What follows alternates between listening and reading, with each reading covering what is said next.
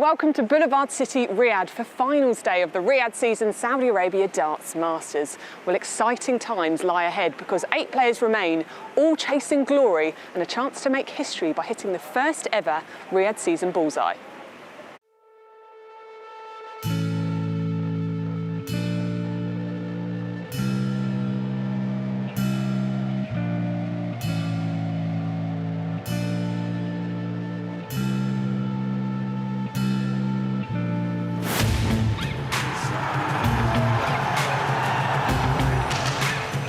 Is he going for it? He is, and he gets it!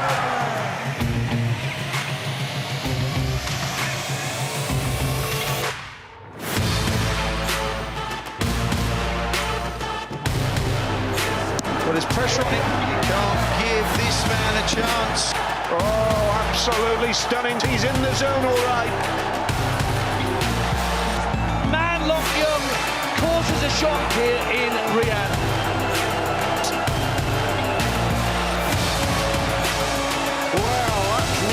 Confidence for you. How about that? It's day 2 here in the Kingdom of Saudi Arabia and the stage is set at Boulevard City in Riyadh. The Riyadh season Saudi Arabia Masters continues. The players are here and the stakes are high. We have quarter-finals, semi-finals and the final all to be played tonight. For the winner, a long but memorable night of darts lies ahead. Hello from the Global Theatre in Riyadh. It is finals night and we cannot wait to get started, can we? I'm delighted to be alongside Mark Webster once again. Webby, look, it's a new venue, it's a new destination. It's the 13th time the PDC have gone to a new destination on the World Series. With the new destination comes a new culture. I know we've got more of a local crowd here tonight compared to Bahrain with a more expat community, but ultimately, it's all about embracing the culture and the culture embracing darts. Yeah, of course it is. It's a completely different environment and the players are used to. But you have to adapt, and this is what the World Series is about, playing in different cultures. And I thought the players did well last night. There was a lot of respect shown from the audience, and yeah, the players put on a good show, and I expect very similar tonight. Everyone seems pumped, and the big word of everyone's mouths is really the Riyadh season bullseye, but no one's really come close yet, have they? No, Luke Humphries, I think, went 5 darts into the perfect leg last night, but a lot of the games are one-sided, so it'll be more competitive tonight. You feel the players will bounce off each other. There's going to be more legs played, so it lends itself to more opportunities. And I know, speaking to a couple of players, they're really determined to be that first player to get that perfect leg and then the bullseye. You mentioned Luke Humphries. He did look focused about the Riyadh season bullseye. Hardly blinked, did he? Yeah, he really fancied, doesn't he? He's always determined to get these boxes ticked, and he went 5 darts in, and the 6th dart wasn't far away, but like I said, there'll be more opportunities tonight. Well, hopefully, fingers crossed, we might see one tonight. So much to look forward to, but before we get to that, let's remind ourselves and refresh ourselves on what happened yesterday. Welcome to the first ever Riyadh season Saudi Arabia Darts Masters. Danny Noppert, ranked 10th in the world, taking on the dangerous, heavy-scoring Hong Kong star Leung. Impressive open legs, 11 dart break for Manlock. And another trebleless visit for the Freeze. You don't really get that from Danny much as well. It's just not happening. He can't settle. Terrific advantage here, halfway to knocking out the number 10 in the world. Shake of the head again there for Danny. 1 dart left. And double 5 is hit. And Leung causes a shock in our first match. And so we have a surprise result to kick things off here in Riyadh. Paul Lim was playing professionally before Luke Littler's mum was even born. That's a head scratcher. An inviting target and a 14 dart opening leg from Luke the Nuke. Might be his only chance. But he hits the double 9 and Paul Lim, the veteran, is on the board. And the world champion sees off Paul Lim. It's deja vu as he wins by 6 legs to 1 in Saudi Arabia, as he did in Bahrain last week. Cool cat, 34 years of age, from the Philippines. Got his hands full with this fella, Gerwen Price. Right, 170, big fish, it's on. Is he going for it? He is, and he gets it! There's the roar in Riyadh. A pretty straightforward night at the office for Gerwen Price. Well, man Leung was the real story of the night, wasn't he? Taking down Danny Noppert at 6-3. But actually, Webby, it seemed to be a bit of a recurring theme, that 6-1 scoreline, in the way of the PDC stars. Yeah, and it was very one-sided last night, wasn't it? But the story was man Leung, first game on against Danny Noppert. The doubles tailed off for him, but he started in breathtaking form. I think if he pieces everything together, there's a complete player there. When the scoring's there, the doubles kind of desert him. But it was a good performance against Danny, but it'll get tougher for him against Nathan tonight. Yeah, won't we talk a bit more about the Hong Kong's number one, because it was a great performance from him, and he actually made history, didn't he? It was the third Asian representative to make it through to the quarters in this competition. But you don't want to take the shine away from him. Danny Noppert said he wasn't feeling his best. Yeah, Danny was under the weather, but that's where these opportunities arise, and man Leung's got to go up there and just play his game, and he did that, and I was really impressed. He's been speaking after as well. He's a very determined player. He wants to eventually come and play on the main tour, but he will benefit from more games, he'll hope, tonight. And then there's the Asian tour, and keep building on it. But it was a good performance. Yeah, confidence is key for him for sure. And what about Gerwen Price? Because that was one of the performances of the night, wasn't it? And it certainly warmed up the crowd with that 170 checkout. He looked really relaxed from the get-go, didn't he? Alexis Toilo never got into the game, but that was a testament to how well Gerwen Price played. He settled down early on. The first leg really got him into his groove, and then the 170 finish, and look how fired up he was. It didn't even need to go either. He was here to put on a bit of a show. Alexis wasn't even on the finish, but it was a super performance in Gerwen Price, and like I said, he looked really comfortable on this stage. And that 170, the big fish, it gave this new crowd a real introduction into darts, didn't it? Yeah, and the Gerwen Price roared as well, wasn't it? So yeah, like I said, it was a complete performance, and he just looked at it last night. He looks determined at the minute, Gerwen Price.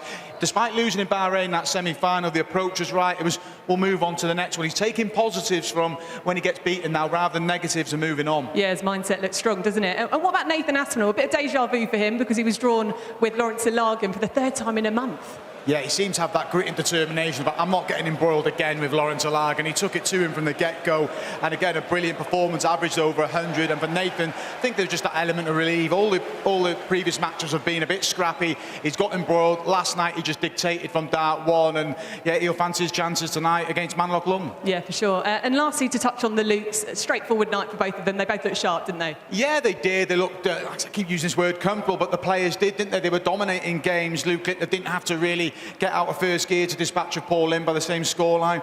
Luke Humphries was just going through the gears. Like I said, he fancies that 9 darts. He went 5 darts in, but tougher test to wait this evening. We could talk about round one all night, can't we? But we've got to look ahead, and we've got to look ahead to the quarter-finals tonight. Once again, same format, best of 11 legs, before we increase in format for the semi-final and final once more.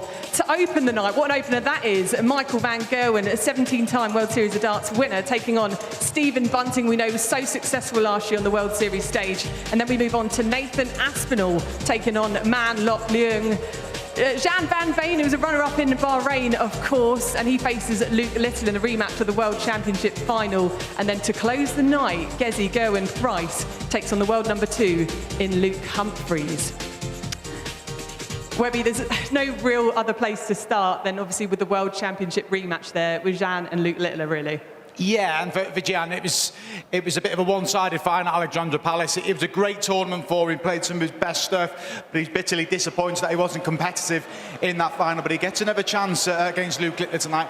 And these are two players that are going to be competing against you all year round, but a real chance for Gian to extract some quick revenge. What would getting one over Littler do for his confidence? Because he's reached a couple of finals here in January, and what would that do for him for the rest of the season? Look, beating the world number 1 and back-to-back world champion is going to do wonders for your confidence, and a sense of belonging as well. I know Gian's the world number 3, and he's a major champion, but he's new to the World Series. He's going to be in the Premier League, but he's going to really fancy this night. It's a short format than the World Championship, so if he can play in those spells like we know he can do, he can be more than competitive this evening.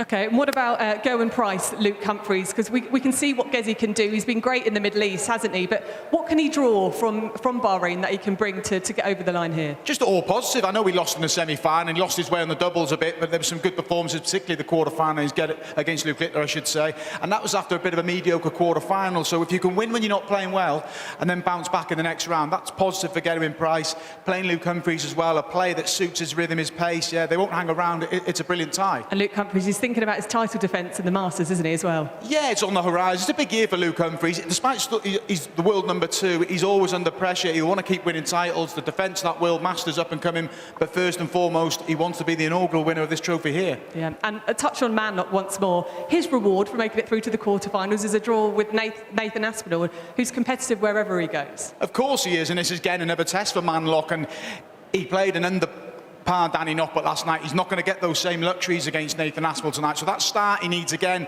the doubles have got to be there. I think that's his Achilles heel. He needs to address that. If he doesn't, he'll get rolled over by Nathan. So he's got to start well for me. And what about the opener, the one to kick off the night, with Michael van Gerwen taking on Stephen Bunting, the most successful player on this World Series stage, taking on someone who was so successful last year on this stage? Yeah, it'll be a really good side. Stephen looking for a bit of revenge after being beaten by Michael in Bahrain a few days ago. But for Michael, I'm just so impressed with how he's finishing. If the scoring's deserting him, he's taking out finishes, and if it pieces together, Stephen's got a real job on tonight. Well, that's us speaking against Michael van Gerwen and Stephen Bunting. The players are ready, so time to get the opener underway.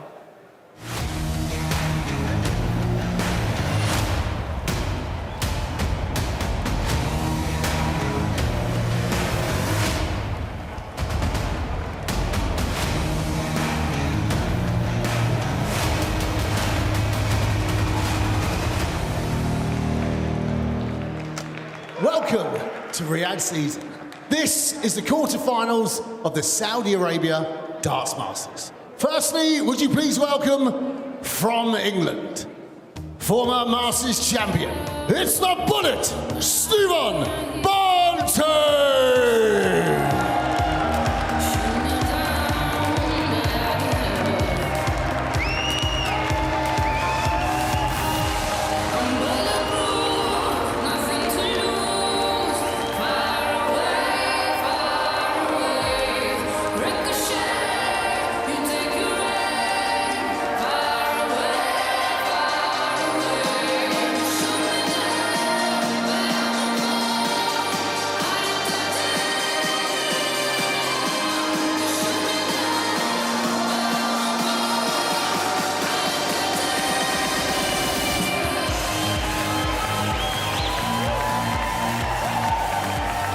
And now his opponent from the Netherlands, the three-time champion of the world. It's mighty Michael van Gerwen!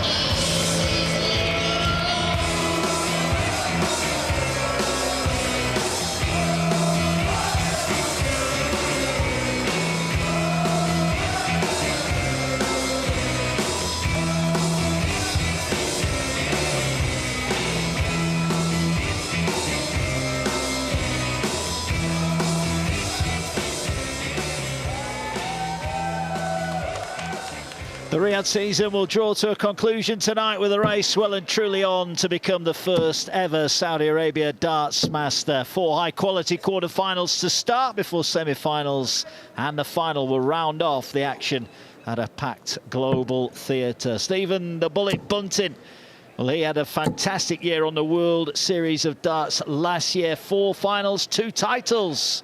Can he get his hands on the title here in Riyadh? The world number 7 beat Tomogoto in the opening round, but he takes on the record-breaking Michael van Gerwen. This is 51st appearance. Nobody has more than that, and no one's got more than the 17 World Series wins that van Gerwen has, plus 6 World Series of Darts finals titles as well. He beat Nitin Kumar, also 6-1 last night. Very impressive, Michael van Gerwen. Ian Dancher alongside me for the opener, and Ian, this is a really intriguing game to kick things off. Van Gerwen's got the better head-to-head record, we know that, but this is new ground. He does, and Stephen wants a bit of revenge for what happened last week at this stage in the Bahrain Darts Masters, where MVG got the job done in the quarterfinals. But Bunty has the darts in the odd-numbered legs. We're still 1st to 6 at this stage in the competition. The matches will increase in length as we go through to the semi-finals and the final. And certainly Michael van Gerwen has got the look of a player who's just making those little baby steps, Mark, back to where he would most like to be in terms of his form and the way that other players fear him as well. 100. Yeah, steady start from both players then here. Van Gerwen in the green bit looking, sorry, the red bit looking for the first max. Doesn't quite get it. But a decent quality start from both here. Winner of this one will take on either Nathan Aspinall or Manlok Leung, who play next. 100. That dart drift into treble 5, and he had at least 11 darts yesterday, Michael, drift into that treble 5 when he looked well placed to get 180 scores. That's one thing you want to cut out of his game. He just drifted into single 5 there on that visit. So Bunting, who averaged 93 and seeing off Tomoya Goto of Japan yesterday in one of the rudimentary victories for the PDC Elite Stars. Oh, there we go. That's exactly what MVG was looking for. Pressure on the Bunting throw mark. Yeah, puts a different slant on this 1-4-1 that's not going to go. So Van Gerwen's going to get an early chance to break here. 96. Good last start from Bunting, but Van Gerwen first in then. He was 60% on the doubles yesterday, double 16. And that's a clinical start from the green machine, who gets an early break of throw. Well, it's no great surprise to see Michael playing like this and finishing like this. When you talk to him and you see the confidence is really roaring back into him after what's been a fairly difficult 12 to 18 months for the green machine in so many different ways. Only needed to average 91 to see off Nitin Kumar yesterday, but that win last week in Bahrain just giving them that extra kick, and he looks really nicely focused at the start of this one. Yeah, he does, and he's got a good advantage on his own throw here. Bunting a slow start to the second leg and already a little bit of a shake of the head. Good switch to the 18s, and that's a very nice visit after what was a disappointing opening dart. Both of these will be in the Premier League when that kicks off next month. Stephen finished 8th in last year's Premier League Jamboree. Was in no way going to get close to the playoffs on finals night, but he's been retained, and he'll want to have as good a year as he did last year. Best ever year for earnings last year, Stephen Bunting. 100. And Gerwen down to a finish. What can Bunting leave after this visit?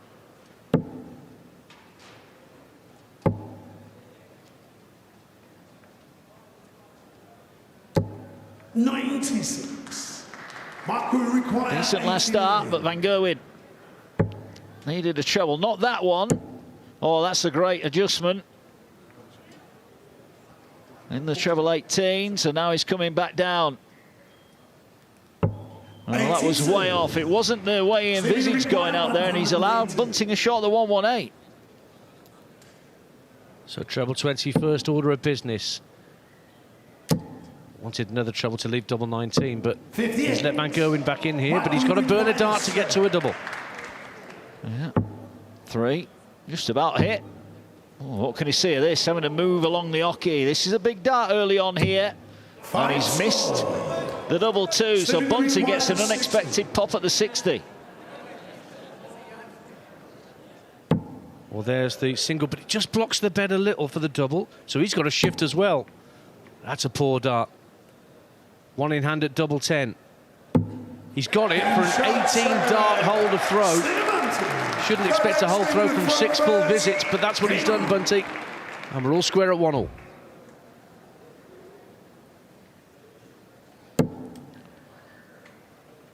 A couple of breaks early on. Bunting saves the opening visit with a 57. Some people have come further than others, of course, to see here the opening event of the Riyadh season in Saudi Arabia, the Darts Masters. Quarterfinals underway here. Bunting, I think, will count himself fortunate not to be 2-0 down here, but he'll be determined now to put himself back in front. Very respectful crowd in once again, as you've heard. Dead silent whilst the players are at the hockey. Warm applause for any decent score that's posted. Bunting ahead in this third leg.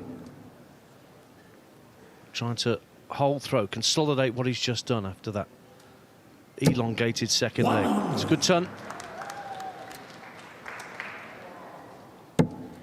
It's interesting watching the makeup of the crowd, isn't it? They've got their favourites wherever they go in the world. And Bunting with plenty of supporters here.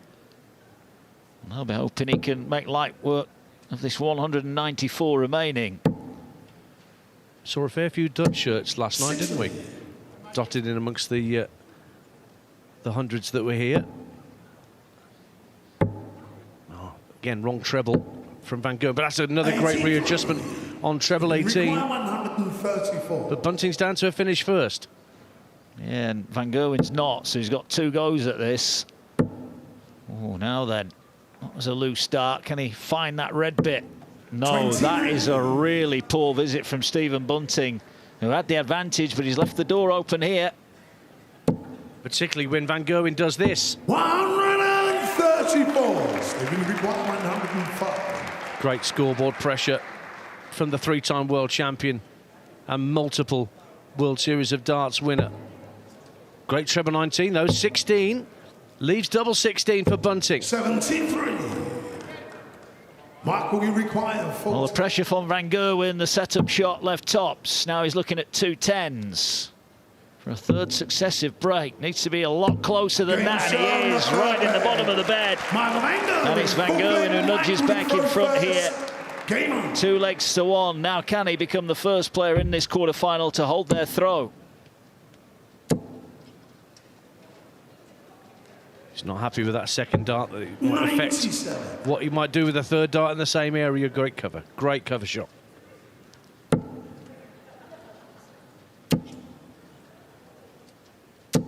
Just a bit under pitch there from Bunting. Twice a Euro Tour winner last year. 100. Yeah, Van Gerwen is averaging pretty much what he averaged last night. Bunting has fallen a little bit below that level, and it's showing early on here, but still plenty of time to swing that around. The bullet looking for a 2 treble visit, and he finds one.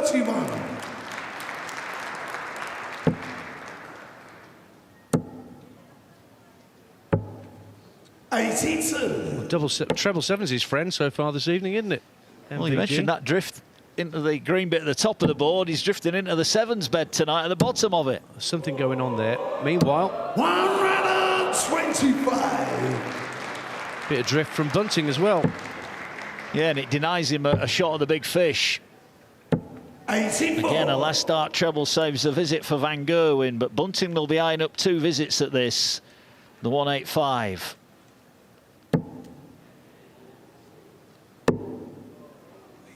Yes. 105. Well, let's see what MVG can do from 138. There's the treble 20. Treble 18 would have left double 12. 98. So close. 80. But Bunty's got a chance here. Yeah, may only get 1 dart at it, and it will be. No, he doesn't want to block the bed here. Again, he's going to have to move. Big dart to level up the match again. 60. And it's a dart missed for Stephen Bunting. And this could be crucial because Van Gerwen looking for a 2-leg cushion. Once again, he's down on 10s. Now he's back up for 5s. And Michael Van Gerwen makes 3 big errors there. 20. And Bunting with a chance to level up at 2-2. Doubling, deserting both of them so far. 2 from 10 for MVG, but that's better from Bunting. And it's breaks everywhere you look. 2-2 the score in a race to 6. And neither player is quite at the average levels that they were last night. Yeah, and Michael Van Gerwen has had 3 darts in both of the legs that Bunting has won. You see that 2 from 10 for the green machine. 85. It's funny, they didn't meet that often in the Premier League last year, only twice across that whole 17-week run. 1 win apiece in quarter-final games. And one of Bunty's finest moments was beating MVG to win the Masters 2 years ago.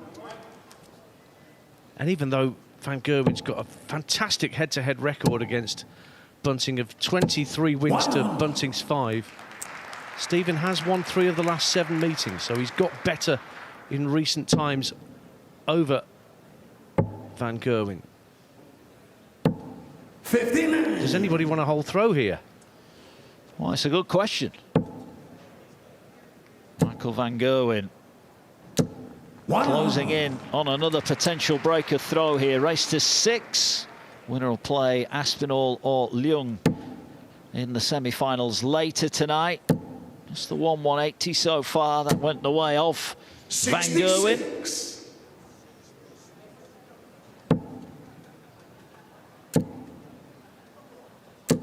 At the moment, it just feels like Van Gerwen's doing just enough, doesn't it? Yeah. Bunts up to Bunting now to reduce the arrears. Yeah, Bunting's average has dropped quite considerably. And the treblers' visits are going up. 15. And there's another one. Mark, you require 116. Eminently gettable for Van Gerwen, this. He wanted the treble 20 for double 18, but another drifter. 42. But no harm done with Bunting back on that high score. No, but he's only left a potential shot where he might only get one at a double, but 81. Bunting is scrabbling around at the minute. 74 then to go back in front. That's a perfect first start, double 16. That's brilliant from Van Gerwen. Might miss a few doubles tonight, but he made no mistake there. And once again, a breaking throw sees the green machine in front. Right in the corner, beautifully found. And once again, that drift into treble 5 happening all too often. Well, Bunting, Up come the socks. yeah, Bunting will be kicking himself here. 85. Despite Van Gerwen averaging under 90, he's not been able to top that either. Michael Van Gerwen, without getting out of second gear here, 60. has got a chance to extend his lead to 2 legs. Smarting after his 4-1 defeat to Gary Anderson at the World Championship, Michael Van Gerwen. So getting the job done in Bahrain, just the fillip to start his year.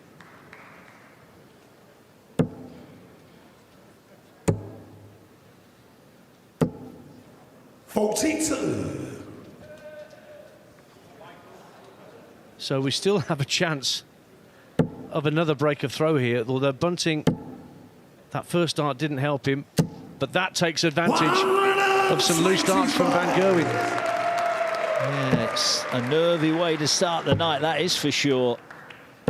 Both played pretty well last night. They've been nowhere near that yet.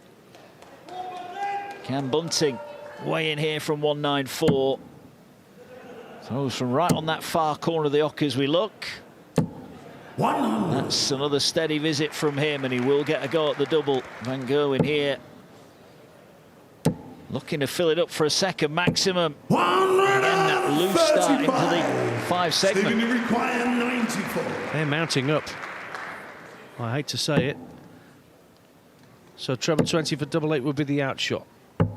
54. Mark, you require 127. Will he be back?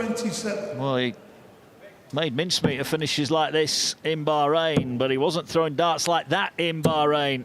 55. So Bunting, for a 6th successive breaker throw, he's looking at tops. This for 3-3.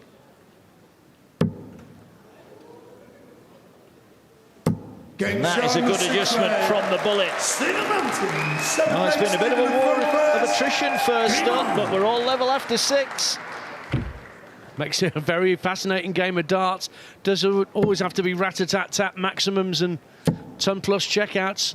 Sometimes these attritional games can be just as fascinating. We're still waiting for someone to hold their throw.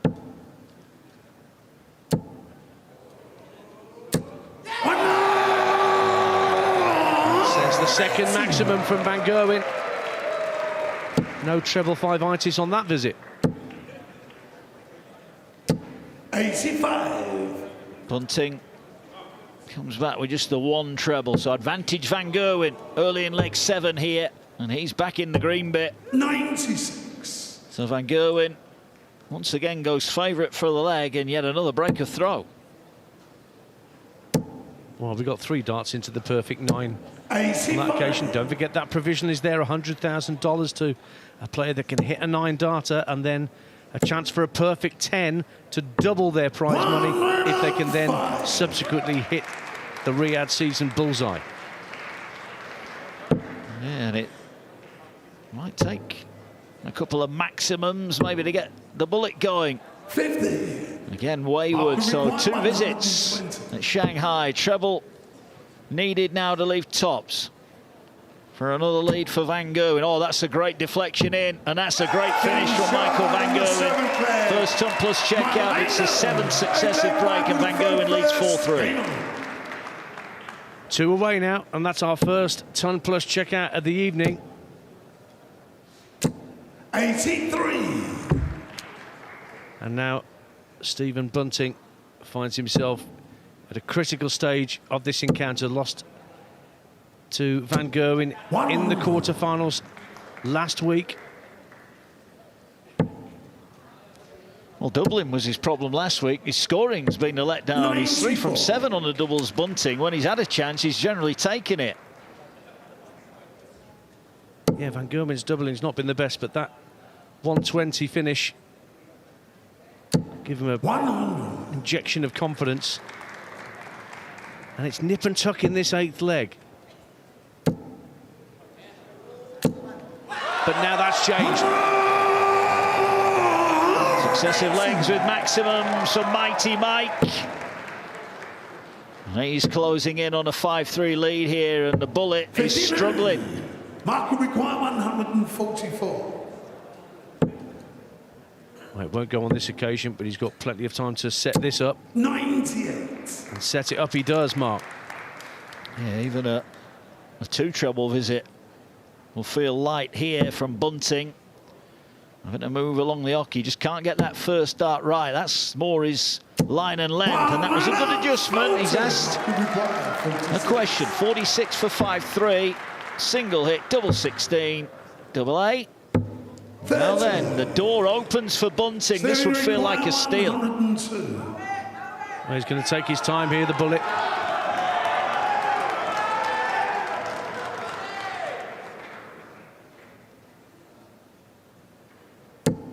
Perfect. He's gone 10 for double 16. 70. Michael, you require Good centimetre away in the end. Well, there's 2 times in this game he's missed. He was punished the first time. Is he going to be punished again? Well, Van Gerwen's getting closer, but no, inside. 5 darts missed here for Van Gerwen, and Bunting breathes a huge sigh of relief. He can level up the match here.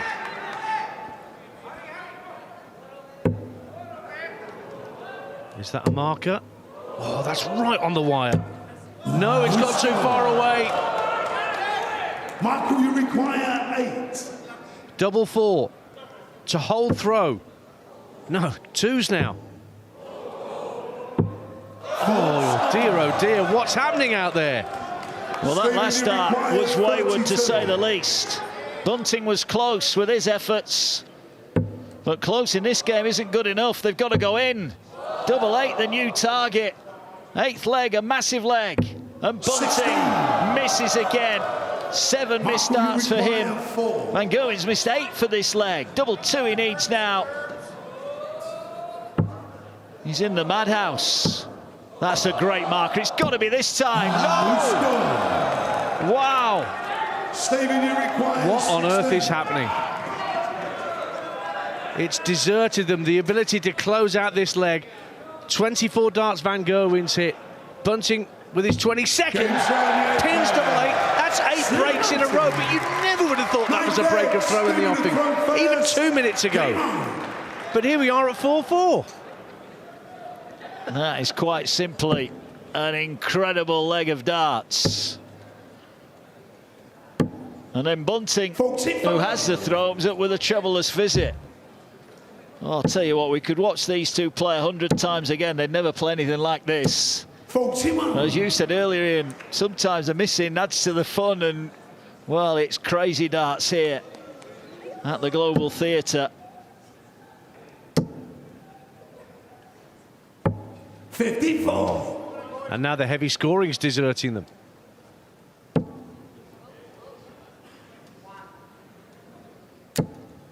Oh, this is more like it. 120. At least 2/3 of it looked more like it. Well, the minute 2/3 of it'll do.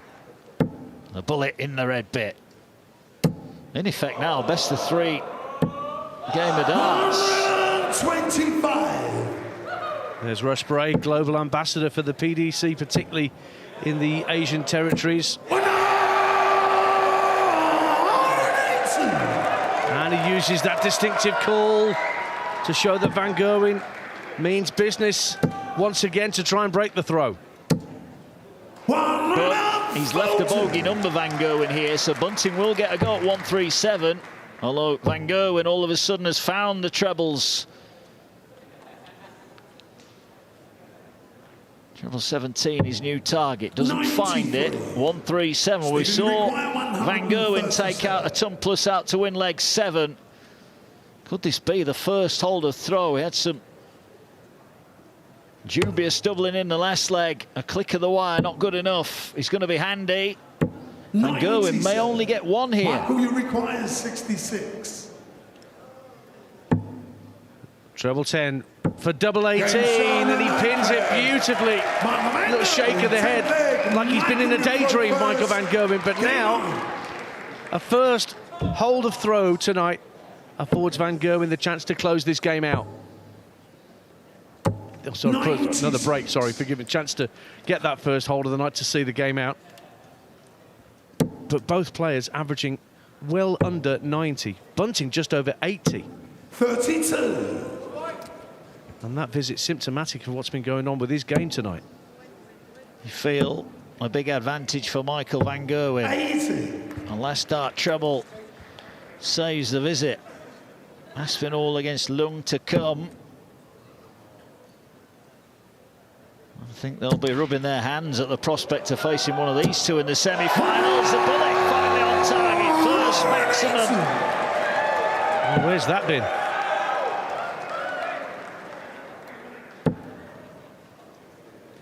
One run out, Fulton. So Bunting, desperate for a 10th break of throw. He needed a 2-treble visit there. Hasn't found it. And Van Gerwen in pole position. Yeah. Van Gerwen's scoring has been slightly better.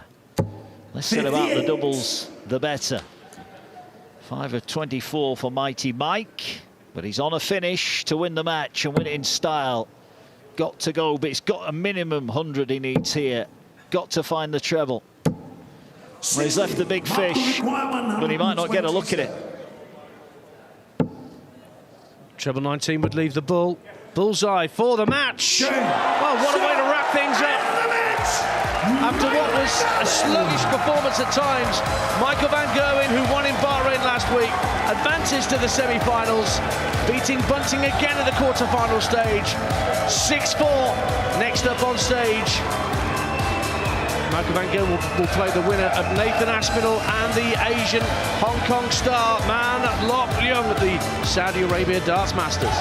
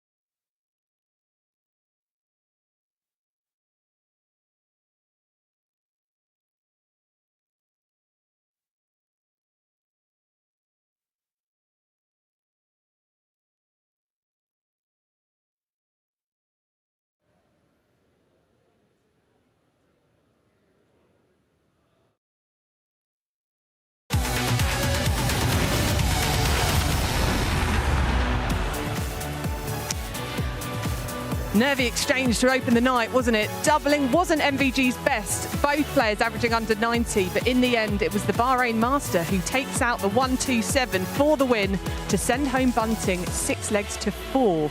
Well, we do have, as you can see, 3 more quarterfinals coming your way, but in this opener, Michael van Gerwen through to the semi-final and will play the winner of this next match. But before we get to quarterfinal number 2, Lewis Wood-Thompson caught up with Michael van Gerwen after this match.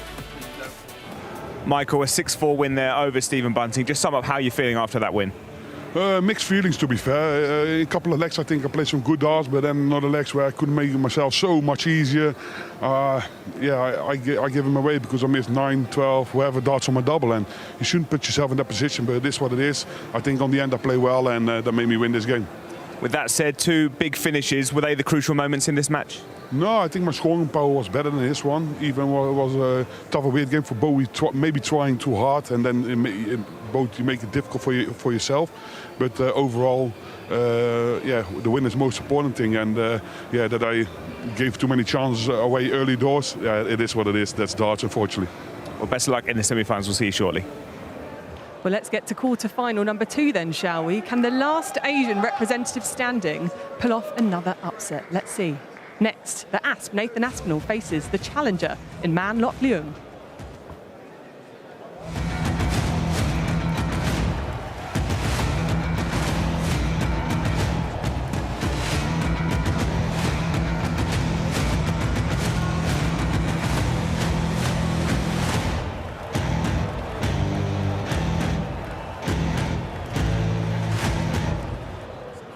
Welcome back to Riyadh season, the Saudi Arabia Darts Masters. And now, would you please welcome from Hong Kong, the challenger, Man Lock Leung!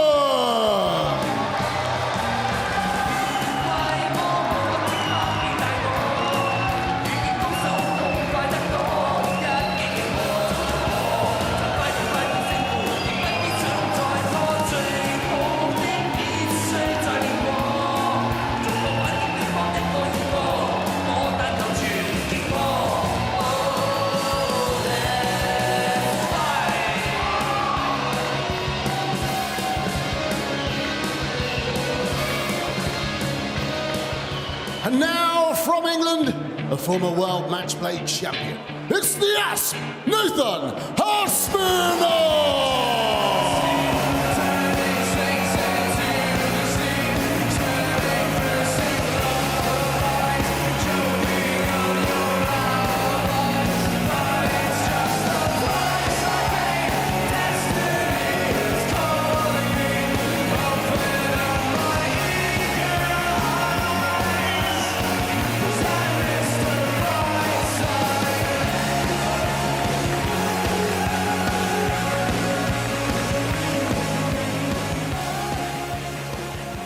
Nathan Aspinall acknowledging that he's got fans who've travelled to come and see him play here in Riyadh at the Global Theatre.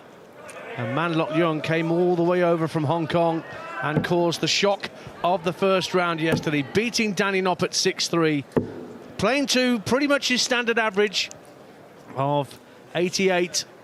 And the 26-year-old now has the chance to try and unsettle the Asp, who got through against Laurent Lagen, his quite regular opponent of late. Met him 3 times within the last month, but as you can see, routine 6-1 win this time. Didn't get embroiled in a struggle like he has the last 2 times he played Laurent Lagen. Mark Webster alongside me in the commentary box. What are your feelings ahead of this one, Mark? Looking to see if Nathan can continue in the vein form he showed yesterday. Performance of the night, Nathan Aspinall caught 101 average, 50% on the doubles. Man Lock made that breathtaking start against Danny, but just laboured slightly. Now I think he'll be all too aware that the finishing in games is his problem, because that's what he can do when he's finding that treble 20 bang. And it's a bright start from Man Lock. He's the only player out of the 8 remaining at the start of the night who hasn't got a 9-darter. I've just thrown it out there. If he's only ever going to hit one, this is the time to do it. Oh, that puts pay to that. But it is a bright start, nevertheless, for Man Lock.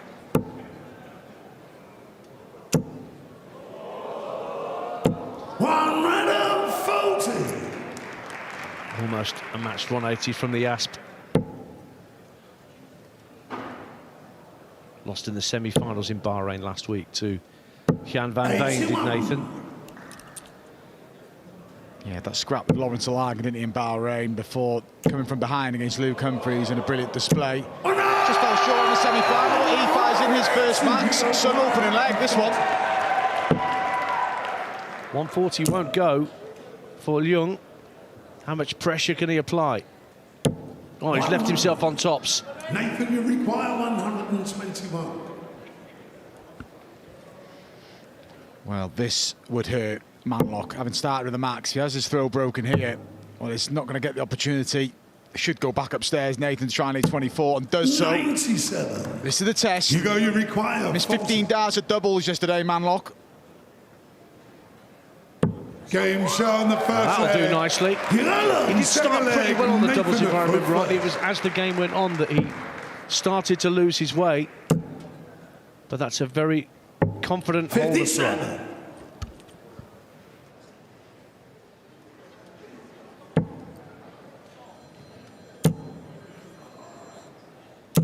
60.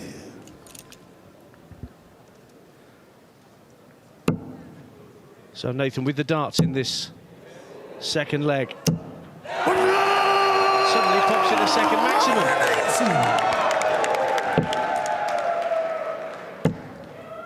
Starting brightly again, Nathan. His performance last night was no nonsense. He'd had enough of scrappy games with Lawrence Alagan and he took it to his opponent. Just a solitary leg for Lawrence.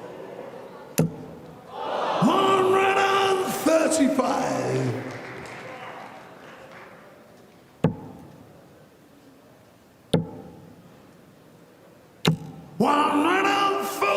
Nathan require 129. Well, let's see what he can do from here. Treble 19 is the first order of business.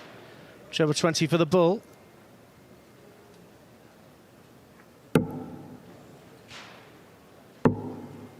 Try to leave it on tops. You require 25 scored in the end. So it's an outside chance for Manlock. It's more than an outside chance now, but if he can leave this handy, and he has done, there's a pressure on the 65. No guarantees of 2 darts at a double here for Nathan. 65. He will aim at the 25. But there we go, it's just going to be the solitary dart.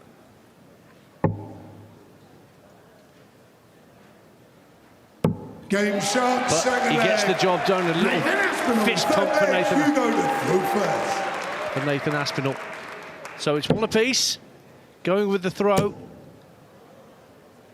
Manlock Leung, who some of you will have remembered for the first time coming to national attention by beating Jan van Veen in the 2024 World Championships. Coming from behind to beat Jan and then losing to Ricky Evans in the end. 140. But he hit 11 180s in that match against Jan van Veen, and he's a heavy scorer, he's a power scorer when he gets on it, Manlock Leung. 43. Well, there's the evidence of what he can do, and he came out the blocks really well against Danny 24 hours ago, and he's doing the same here. But on this occasion, Nathan's staying with 60. him. He raced into a big lead, Manlock, but Danny came back at him. Nathan Aspinall will not go away, that is for sure. 100. But this is positive from the one remaining Asian qualifier left in the draw.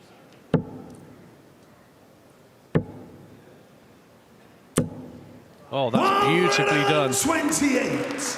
from the man from Hong Kong to get down to a 2-dart finish potentially. But Aspinall chasing him down. Brilliant stuff. Great approach shot from both players. Just that little pause, good counting from Nathan. Had he hit the 25, he left 160. But he may not get an opportunity, this for 2-1. 65. Nathan, you require 135.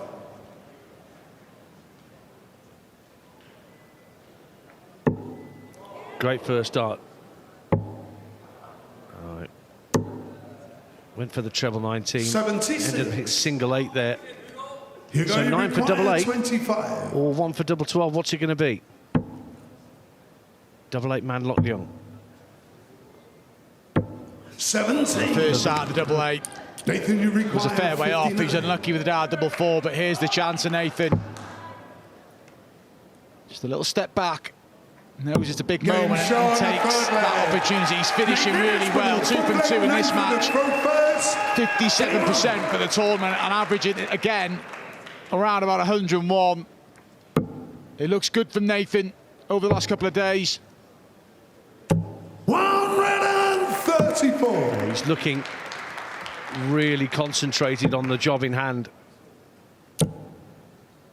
He's not taking 81. man lock Leung lightly at all, as he shouldn't.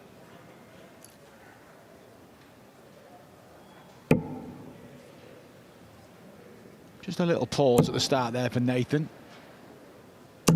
95. Comes away with a 95, a decent last start. It was interesting to hear Manlock talk in his interview after his victory over Danny Knott, but he's really determined. He's got big ambitions in this sport to eventually come over and try and get himself a tour card. He'll remain playing on the Asian Tour for this year, but decisions to be made going forward for Manlock Leung. Very tricky decision to take if you're in a territory outside of Europe, let's say, to make that leap. Yeah, it's really tough, and I had a tour card for a long time, and if I had to base myself away from the UK, I think I'd have found it tricky. So I respect and understand how it's difficult, and the timing's got to be right for these players. Yes. Aspinall setting up a finish here to go 3-1 ahead. 91. Leung on this occasion, way back in the distance. 60. Nathan, you require. Leg 2's been the difference so far. Sorry, leg 3, when Nathan got the break. Looking to back it up here. Game show on the Again, fourth finds his leg. way. 3 for 3. And halfway to a semi-final against last week's champion in Bahrain, Michael van Gerwen. Can't ask for any more than that on the outer ring than what Aspinall's doing so far. 100. Leung made the quarterfinals at the World Cup of Darts last year. A couple of Asian Tour titles. 100.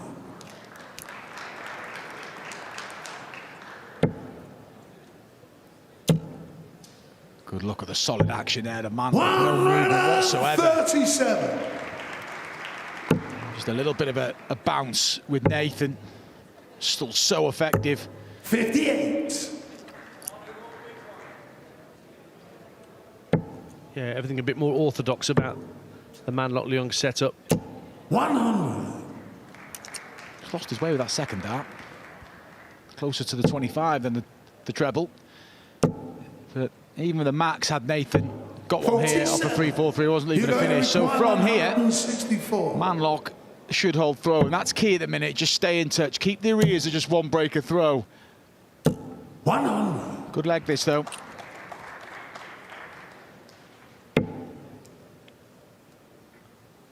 So a chance for Leung to get back within one of the Asp, who's just lost his way a little bit in this leg. Hugo, you require 64. Game show on the fifth leg. More of encouragement for himself as he gets it back to 3-2, Manlock Leung. Game on. Yeah, we picked up that reaction there, didn't we? He knew it was a crucial leg.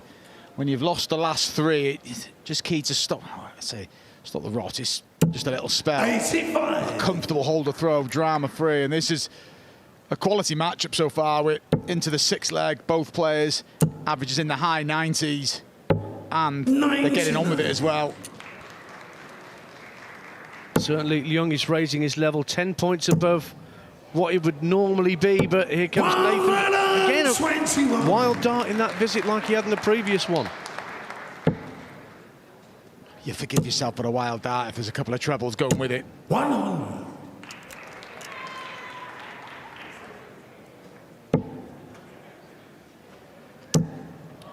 Max number 3, is it for Nathan? It is. He enjoyed that one. Pulls him well clear in this leg. But Leung sensibly going for the 18s from 302 and getting 7 of them. 26. Nathan, you require 115. He's got 6 darts from here to go 4-2 up. He's going to go for it. He is. 96. He'll be back. But can Manlock give him a little nudge here? He'd been ideally looking at a 140 to leave 36. 58. Doesn't hugely pressure this 19 from Nathan. But never easy. Split the shot. Just the 1 dart missed a double so far from Nathan.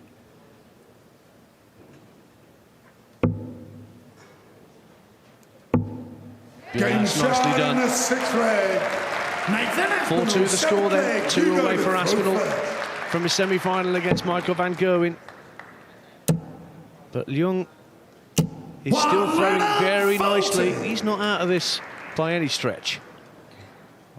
1 breaker throw when you've won the ball keeps everything in jeopardy. He's just got to keep holding on to his throw. And at some point, Manlock will back himself to get a chance against the Nathan Aspinall throw. Even if it's a dart at bullseye, he's got to be ready to take that opportunity. But in the meantime, since that breaker through, he's doing a pretty good job of holding on to his throw. He's really comfortable in the previous leg, and he's got a decent lead here. It was Hong Kong's first World Cup quarter-final in 10 years that he achieved with Lok Yin Lee last year. 94. And again, that's a good, solid visit to get down to a finish. 47. Hugo, you require 167. Got all the time in the world here. 6 darts at least from here. Well, the 167 won't go. 97. Only a maximum would have wobbled Manlock on this 70. You think, yes, okay, at 140 left 150. Hugo, you but require Manlock 70. up to the 4. 66. Missed again, but he's going to come back. But that is the problem area in his performances, Manlock, and it's something that needs work. And he's going to be tested now, because that 4th max puts real pressure on this double 2 and leg that Manlock was in complete control of. Great timing. 3 in hand at double 2 for Manlock Leung. He's having to use the whole width of the oche and beyond.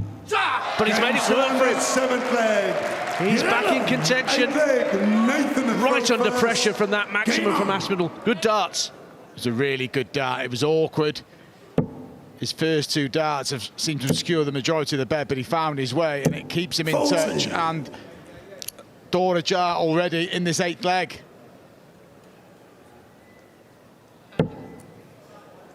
Well, stay straight and you've got a chance. Not only that, he pops in a maximum. He's kicked that door wide open. 140.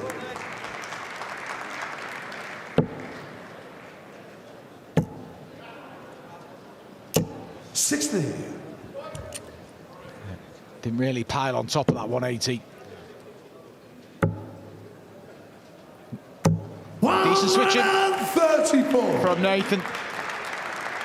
Well, the first match was a really cagey affair between Michael van Gerwen and Stephen Bunting. This one's been anything but. Both players been at it from the word 93. go. The 1 breaker throw in leg 3 after a couple of missed darts at doubles for Manlock. Oh, a tremendous visit at the wrong time for Nathan.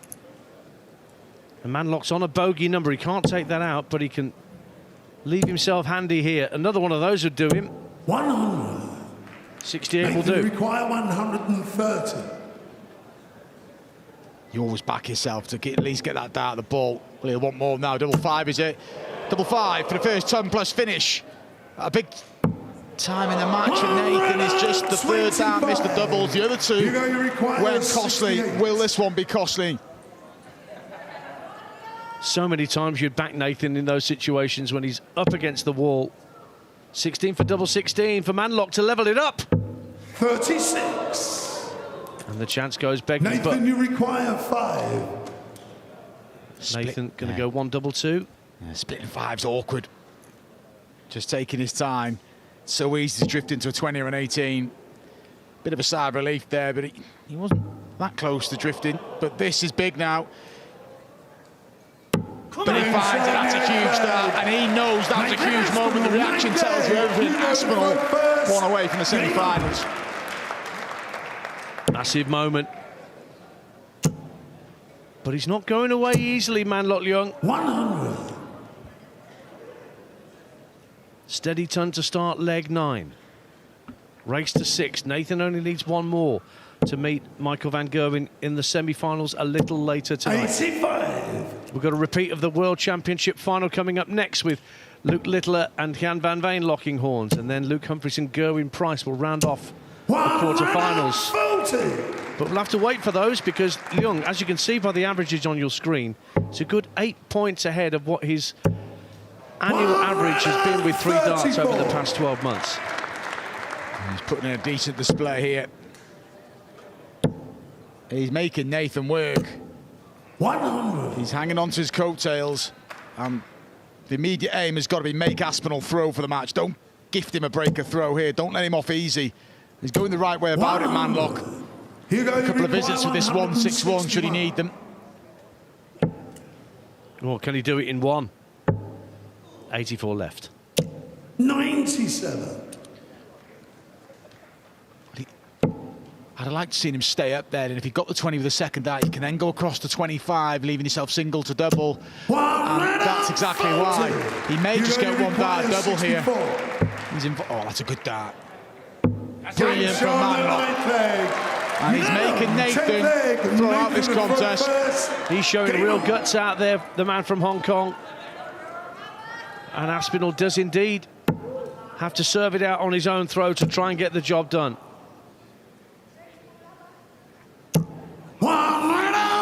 He didn't like the second dart, but a great adjustment.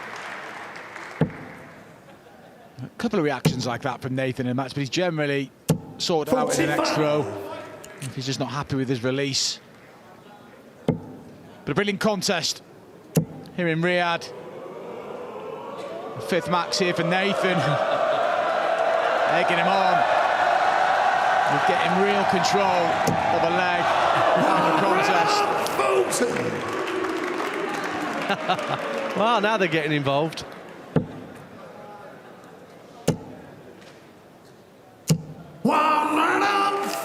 He needed that, I would venture, just to try and stay vaguely in touch with Aspinall, who's well in front in what could be the final leg of this encounter.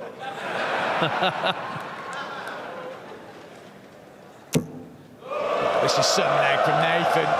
You can't find a 180, but 3 140s on your throw. When you're throwing for a place in the semi-finals, you'll settle for that. Manlok getting involved. 21. Game being played in a great spirit. It's lovely to see. But now Aspinall has to concentrate. Treble 19 would leave double 12 for the match. Across for the 10s. He knows he's going to come back because Leung cannot take out that finish on the screen. Yeah, that's fine from Nathan. He finished 81 to wrap up his performance yesterday. But 3 in hand, and Manlok has been some display. 35. It's leg 3 that's been costly if Nathan converts this 32. And there's the match for Nathan Aspinall, but boy, was he made to work hard for it. Manlok Leung can take plenty of credit for the way about his business. But Nathan Aspinall got the job done. 6 legs to 4 in the end to make it through to take on MVG in the semi-finals. Next up, it's the repeat of the World Championship final. Jan van Veen against Luke Littler. Next up on stage.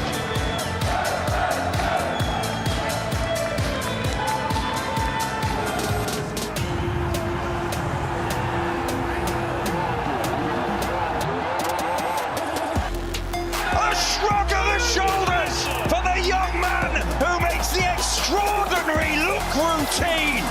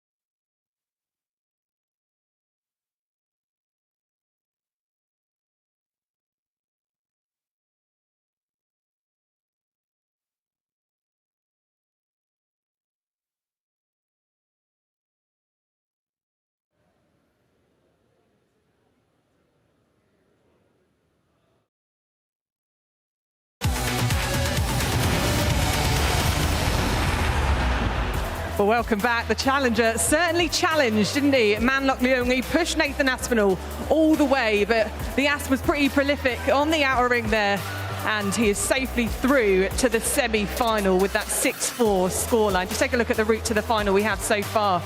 As we know, Nathan Aspinall and Michael van Gerwen are our first two players through to the semi-final, and they'll be facing off against each other. Before we get to the third quarter-final of the night, well, Nathan Aspinall caught up with Lewis Wood-Thompson after his match. Nathan Aspinall, a hard-fought win there over Manlock Leung. Just sum up how you're feeling after that one.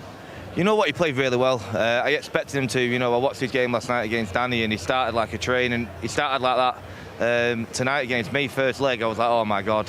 But no, you know what, I played really well again. My finishing's been great this week. So obviously it's got to continue if I'm going to win this tournament, but I feel good, you know.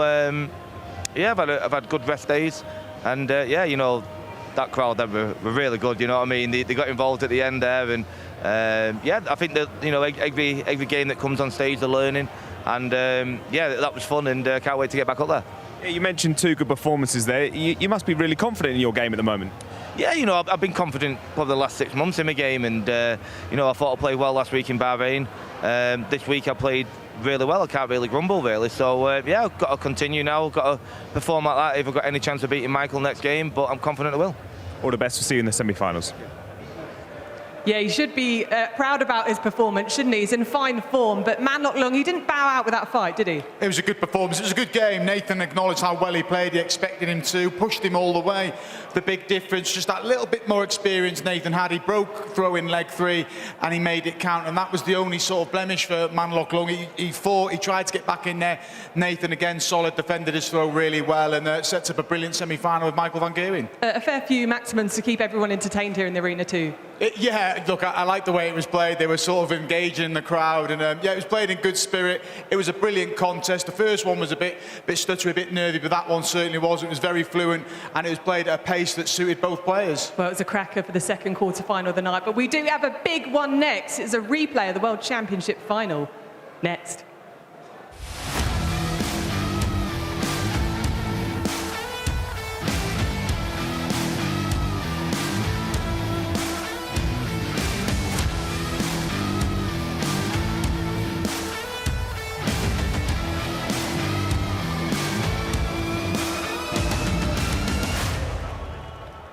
Well, we thought we'd get you a little bit excited there. What a game we have to look forward to tonight. And it's the game, the mouth-watering tie that everyone wants to see here. Yeah, obviously a quick rematch from the World Championship finals just a couple of weeks ago. For Jan, he'll want to be more competitive. He won the opening set, but it was all about Luke Littler in that final. Just ran out of steam, but a valuable experience for Jan van Veen. Finalist last week in Bahrain. And these are the contests you want to play in, and he'll look forward to testing Luke here. And it'll be a brilliant contest, and I think they'll go on a decent rhythm, and they'll enjoy each other's pace. Yeah, it's a new generation of darts, especially between these two, and these two floating around, really. So how many more of these rivalries do we expect throughout the year? Look, these two are going to be very competitive. They're going to get used to playing one another. They're both in the Premier League. They'll have many a clash there. The way they're seeded throughout the year, they could meet in major finals in opposite halves. But they're two players that have coming through at different sort of stages. Luke Littler was explosive. Jan's been that little bit more patient, but he's been brilliant. He's had dartitis early on in his career as well. So to get where he is a testament to the character and the determination he's got. You mentioned Jan, he's been a bit more patient, but he's got a great attitude for one of the least experienced players really here in the field. Yeah, he has. I mean, we spoke with him last night, and it is real. It's excitement about what's coming up, playing in World Series events, playing in Premier Leagues week in, week out, and going back on a tour, and he's got a lot to offer, and this rivalry will go on. Okay, well, time to find out if Jan can take his revenge and a repeat of the World Championship final.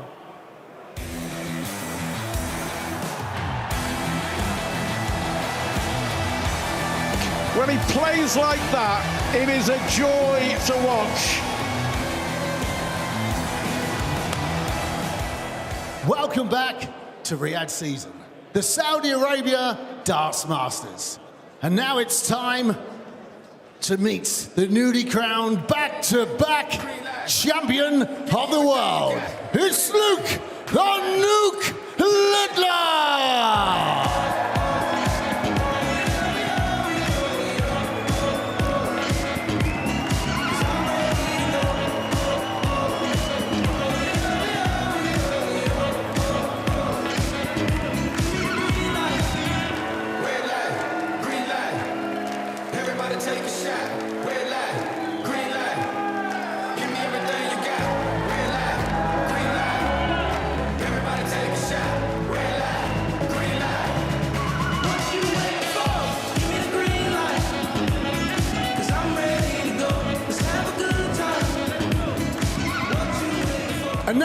opponent from the Netherlands, a World Championship finalist and a reigning European champion.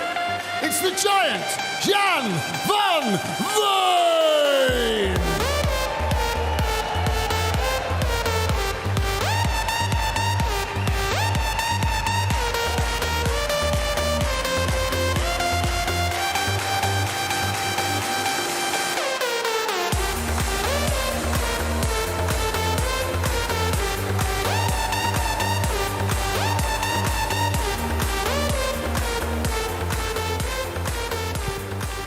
What a matchup we've got here for the next quarter-final here in Riyadh season. Saudi Arabia Darts Masters. Two players who know each other well. They met just a few short weeks ago at the Alexandra Palace, and it's a matchup that suits really, really well. Luke Littler is the back-to-back two-time world champion, having beaten Van Veen at the Alexandra Palace. He made light work of Paul Lim in round one as he hunts down his fifth World Series of Darts title. And standing in his way is the giant, the new Dutch #1, Jan van Veen, #3 in the world after a magnificent 2025. Only his fourth World Series of Darts appearance, so playing catch-up on that front. He beat Sakai in the opening round by 6 legs to 2. They met 9 times, 6 times in senior darts, and in every one of those 6 meetings, at least one of the players has averaged over a ton. So Mark Webb said this is a matchup. Whoever wins, wherever they play, it goes well on the eye and it always produces good darts. Yeah, they kind of thrive off each other, don't they? And it was this contest that really launched Luke Littler in that World Youth Final just over 3 years ago. He then went on to have that run to the final, and since then has become a back-to-back world champion and a multiple major champion. Van Veen has gone at a slightly slower pace, but he's been excellent the past 12 to 18 months, and he's reaping the rewards now on the World Series as one of the PDC representatives. Will be in the Premier League, and exciting 12 months in prospect for the Dutchman. Yeah, it is indeed. First maximum goes the way of Van Veen. We're expecting fireworks tonight. Luke Littler celebrates his 19th birthday tomorrow. And Veen will be hoping to ruin the party with a win here, and he's back in the red bit again. Another maximum. Crucially, this is against the darts 12. For Jan. For an 11 dart break to get the ball rolling here. Oh, it's just took him out of his strikes. He was so close to the treble there. Not moving, which indicates an open bed. Yeah, good dart, good leg. From Jan van Veen. Jan to throw first. Game. Yeah, brilliant stuff from Van Veen, who once again is hammering the red bit. Perfect light for Jan van Veen. That's 3 maximums in a leg and 1 visit. This one to the beginning of the leg. 58. Do they want to see a treble 20? Just now, that's perfect. I expected the 180 there. I think he did. Well, we still wait for that Riyadh season 9-darter. Now it's Littler getting involved in the treble 20 action. What a high-powered start to the game. 134. Talk about getting out the blocks. This is ridiculous from Jan. 133. 12 dart opener. 87. Possibility of 11 here. Yeah, just had a little glance at Luke's score. Knew he had to go for it. Luke Decoy, 170. Well, we've had a big fish already in Riyadh, but we're not going to get one here. Littler hit one in Bahrain as well last week. He's left it handy, but Van Veen coming back for a 2-0 lead. Oof, nearly hit the double there. But as long as he's hitting the double at the end of the combination, so close to treble 9 in leg 1, so close to double 3. He pins double 16 for the second time in a match and opens up an early cushion here. 58. Yeah, he was the first to admit, wasn't he, Jan, that he didn't produce his best in the final at Alexandra Palace, where I think he'll look back with a great deal of pride on what he did produce on that run to the final. And he's a man, I think he's like a sponge at the minute. He's soaking everything in, he's learning from every lesson he's given, and he's just becoming a better and better player. 96. Yeah, and there's a lot to learn. He's obviously got a lot of darts to play, first and foremost, but with that comes responsibility. There'll be a lot more media coverage, 60. more trips away, being on the World Series, but he strikes me, well, he spoke to us last night, he said he's really excited, no nerves, he's loving the challenge and the prospect 58. of playing in these different arenas, different countries. Don't rule him out of more major titles, because this is a ridiculous start from him. It is. He's averaging north of 115 at the moment. And he's forcing Littler into action. 161 for a 3-1 lead. He's in the red bit again. Now he needs the green bit. Doesn't find it. Can he find another treble? He does. He is putting it right on Luke Littler here. Luke Littler is feeding on scraps here. A double break incoming if double 12 is converted. You require 24. Taking control of this third quarter final, Jan. This is brilliant. 3 legs played, average up towards 113, 50% on the doubles. Game. And 2 breaks a throw. He's back in his favourite home here in that red bit at the top of the board. He's pulverising it, 4 maximums already. Who'd have thought we'd be saying this? He's overpowering the nuke, but the nuke comes back with some heavy artillery of his own.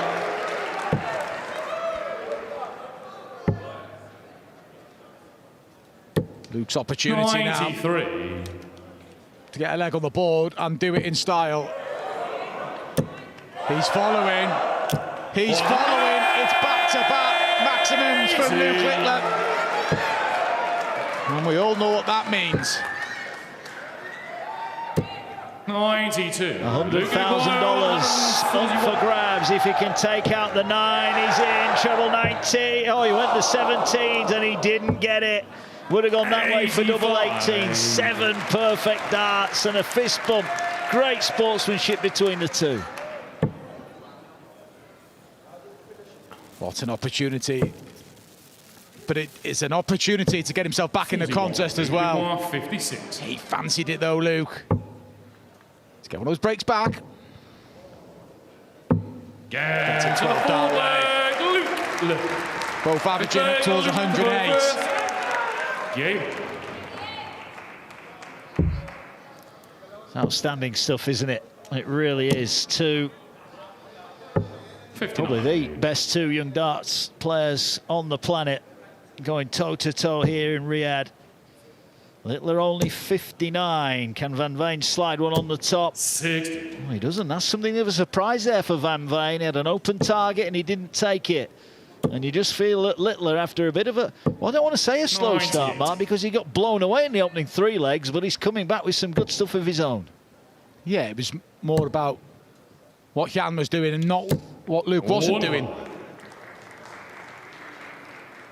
And the average is back of what a contest this has been so far, only in leg 5. 128. Well, less than a point between them. And at the end of this leg, there might only be a leg between them as well, because Littler is on the rampage here. He's back in the red again, looking to fill it up again. Not quite, but down to a 2-dart combo at the end of the leg. 58. Luke requires 76. Tops then to get within 1. Game to the 5th leg. Bang on target. And the Littler family applaud their young man. It feels like in the blink of an eye he's got himself back within 1 leg here. 140. Bit of a lunge on the last dart there from Van Veen. 135.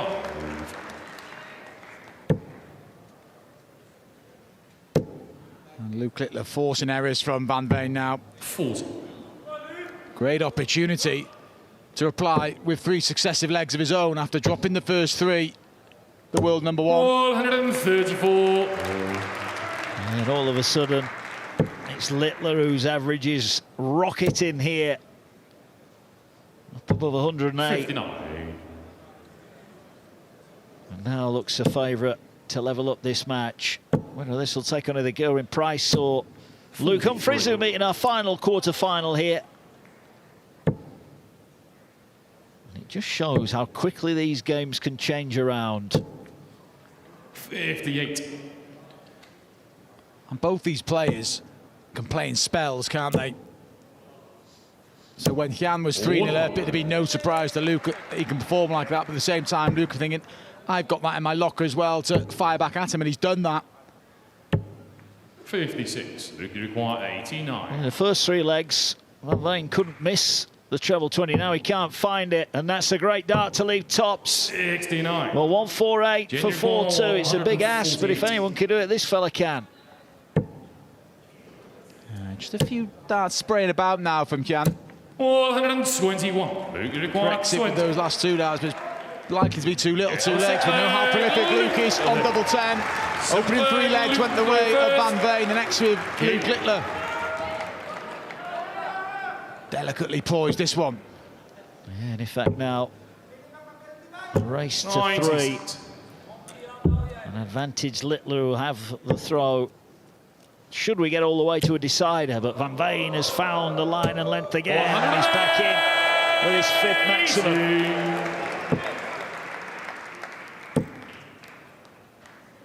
140. You could literally watch these two play all day, couldn't you? They just turn it on every time they meet. Well, I didn't think they were really favourable darts in terms of the lie, but he finds a way, and it's Jan's opportunity now. 171. Junior require 141. Which way will he go? He's got to get the treble first. He can't. And now it's about winning the leg, and he's not even guaranteed a shot to do that. Littler needs 94 here. Possible 11-dart leg coming in. 2 double 19s, doesn't find it, so Van Veen's going to get a chance to break. 46. What a contest.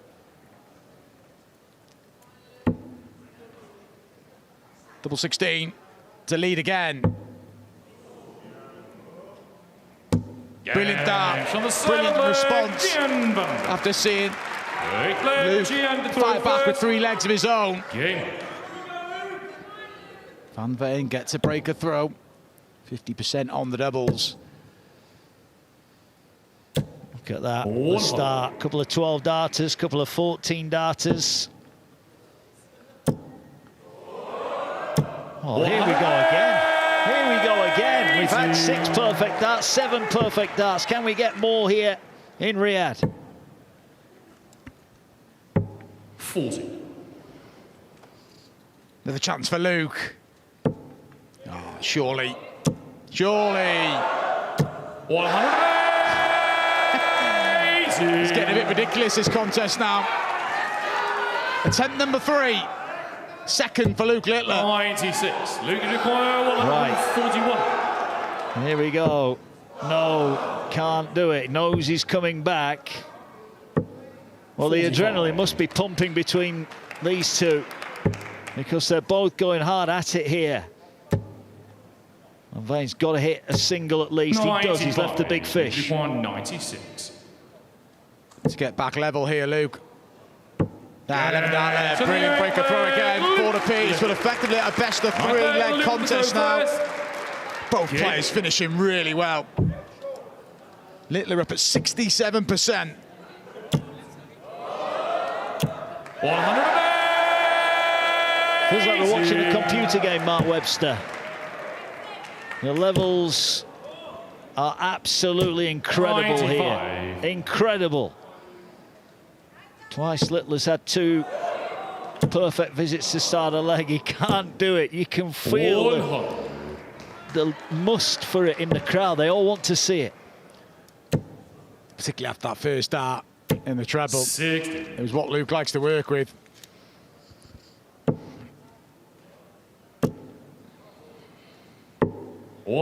This clash you feel is going to happen a lot this year, both in the Premier League, because their world rankings, they're going to be in opposite halves of draw for a lot of major events, so could be some major finals still to come.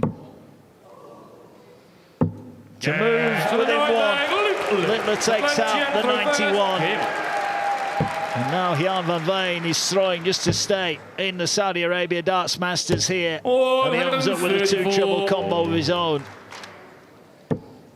Well, Luke Littler yesterday against Paul Lim actually put up his worst ever average on the World Series, under 90 against Paul Lim, and what a way to respond. He's averaging just short of 111 at the minute. And we did the double down under in Australia, New Zealand in the summer last year, and his first games he laboured a little bit, but then he just finds these gears when it needs the most, and it's these nights, the finals night, quarter, semis and final, he just ups the level, and he's had to here. 41. And Van Veen got stuck into him early, but he's withstood it, Luke Littler, and has put himself one leg away from the semi-finals. 100. Right, big visit needed. Is he just going to fill it up to leave double six? Not quite. Littler for the match then, 124. Match day incoming, and it's at the ball to wrap up an absolute thriller here in Riyadh. What a contest, acknowledged by Jan van Veen. He rattled through the opening 3 legs. Luke Littler, on a couple of occasions, was on the perfect leg, 7 darts at one point, but it's a great display, an average of 111.5, and it's Littler into the semi-finals. He wins by 6 legs to 4.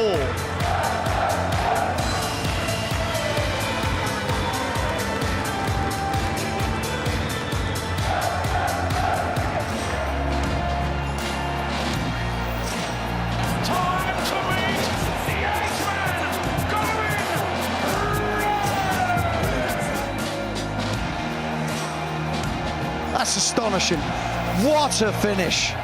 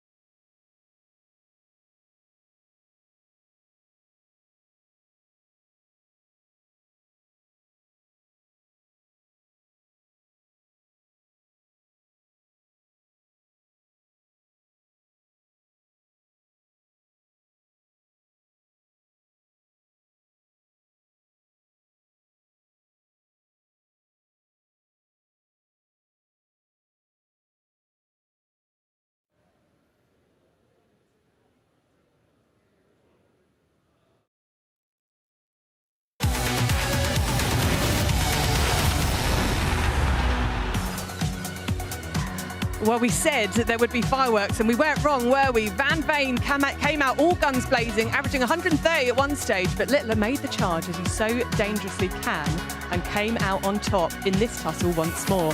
111 average, closest we've come to the Riyadh season bullseye. Had the crowd to their feet, and such a brilliant match of the night so far, and he sends Jan Van Veen packing 6 legs to 4.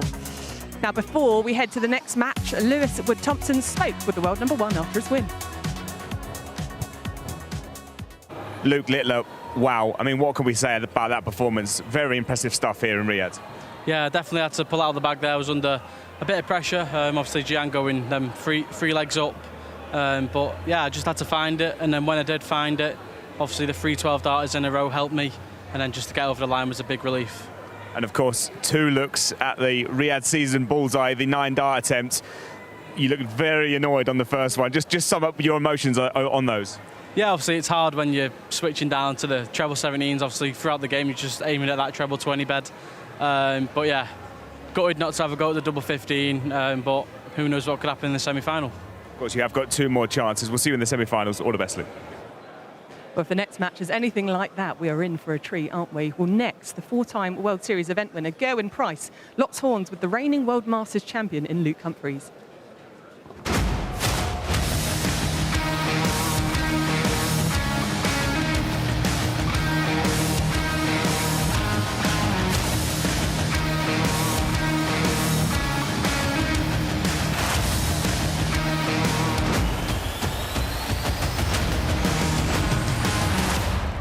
Welcome back to Riyadh season, the Saudi Arabia Darts Masters. And now, from England, the reigning Premier League champion and former champion of the world, Kuhan Luke Humphries!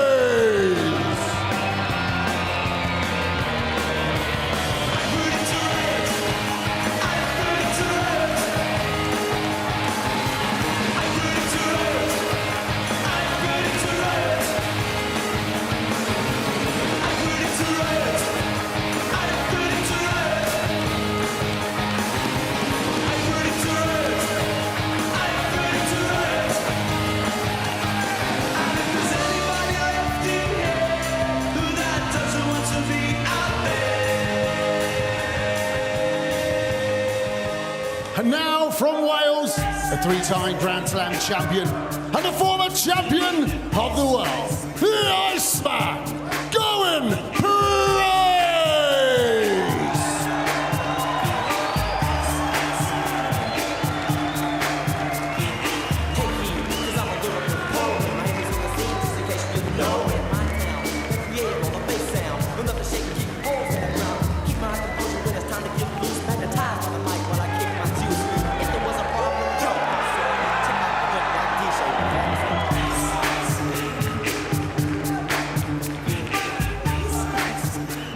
The Riyadh Roar from Gerwen Price takes on another former world champion in Luke Humphries, and these quarterfinals have got better and better and better.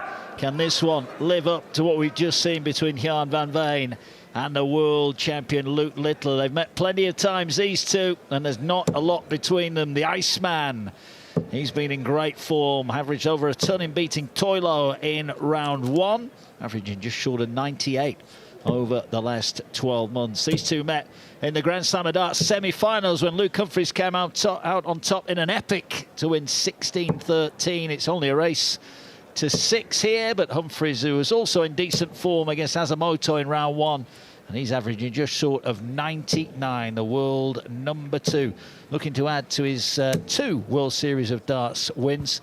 Gerwen Price has had 4 so far, but he's a 2-time former World Series of Darts finals winner. Well, what a night it's been in Danton.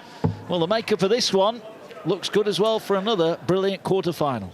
Yeah, it's certainly got to follow what we saw there from Littler and Van Veen with an extraordinary comeback from the world champion. First leg, Gerwen to throw first. These two are perfectly capable of producing high-quality, high-pressure darts, and certainly the crowd here is behind Gerwen Price, judging by the roar that accompanied his emergence through the tunnel at the side of the stage.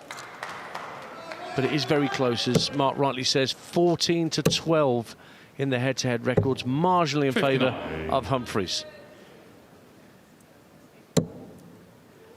Troublous visit apiece to open things up, but Gerwen Price 98. scored really well at that 170 big fish finish as well last night. I would argue he looked the 44. best of the PDC Elite Stars last night in that first round against the Asian players. Thought he looked really 96. together, all parts of his game. But here's a world champion he's facing, who always seems like Luke Humphries has got a point to prove, despite being number 2 in the world. Yeah, he comes into it. He's the reigning Masters and Premier League champion. He'll be defending his title at the Masters later on this month. But first up, wants success here in Saudi Arabia. 58. At the moment, he's not quite feeling it. Cool hand. Needs a hot hand here at the start of this one. 81. Yeah, neither player getting off to a flyer.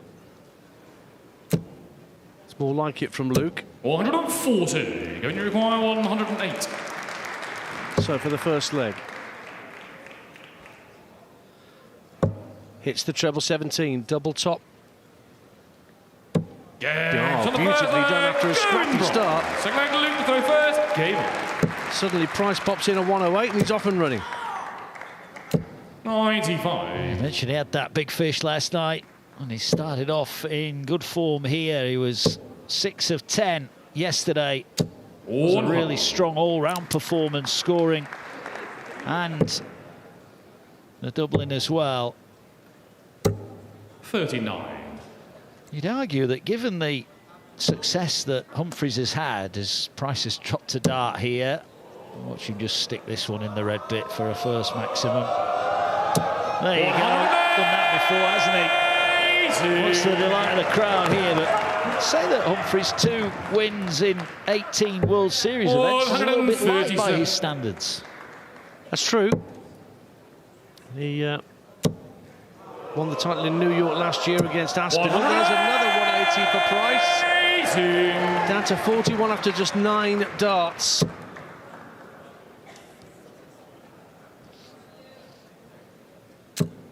Going to require 41. Well, surely you can take this out.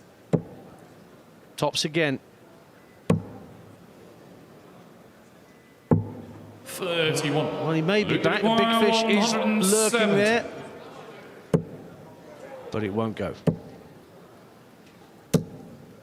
81. Go and you require. This could get a little bit squeaky. No, it for the won't. second Straight at leg, it, straight in it. Gerwen. It's a 2-0 lead for Gerwen Price. Against Humphries, who at the moment is struggling. But Price picking up where he left off. Interesting, we saw 57. yesterday Nathan Aspinall play so well. He came out and played well again tonight. And we've seen the same from Price. Yeah, Toilet didn't get a leg off the Iceman yesterday.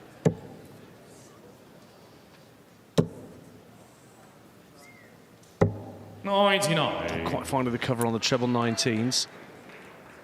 So Gerwen, who has won 4 World Series of darts events, most recently in Poland last year, now finds himself under a bit of pressure as Humphries pops in his first maximum of this quarter-final. Yeah, and what that last game between Van Veen and Littler showed, that an early lead means nothing. Even in a race to 6, these games fluctuate so violently at times. And we all know they're capable of brilliance. And now it's Humphries who's putting the Price through under some pressure. What can Price come back with? Well, this is looking pretty good. In fact, that's magnificent. A 174 to leave 75. Bullseye for Luke Humphries. Just dipped below as he showed. Just under pitch, and Price is back in. Double 12 required for 3-0.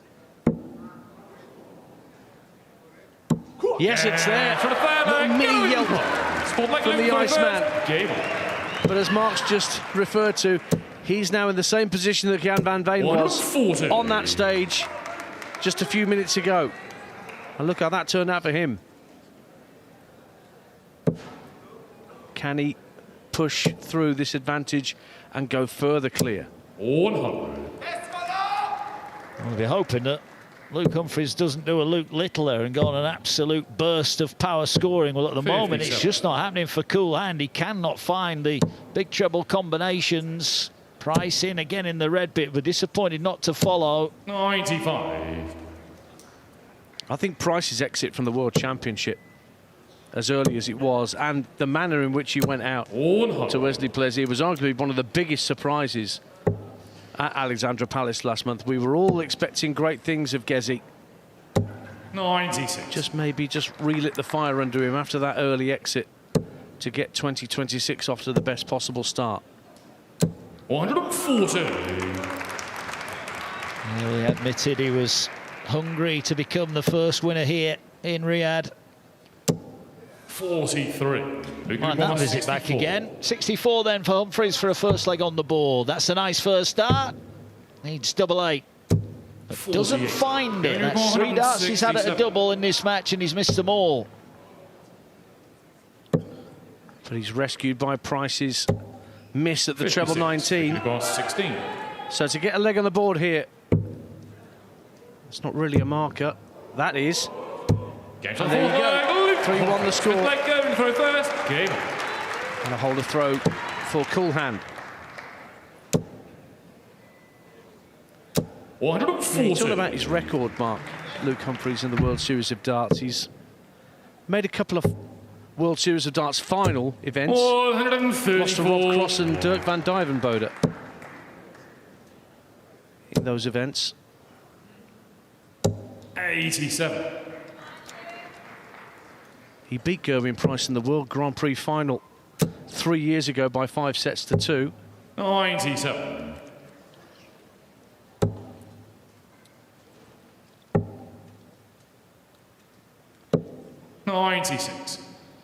Right, Humphries then from 270. Got 2 visits at it. He's got to get a treble here, and he can't find one, so he hands the advantage back to Gerwen Price. What's the layout looking like here? He too needs a treble, and he finds one with the last start. That puts him in with a great shot of re-establishing that 3-leg lead. 140. Going to require 82 then. Bullseye. Yes, green bit, 17. That leaves tops for 4-1. Fall short of the target, so Humphries is going to get a go here. Treble 18 hit, double 8, 4-3-2. Nicely done. Clutch finish from Humphries to get back within a leg. And crucially, that's a break of throw as well.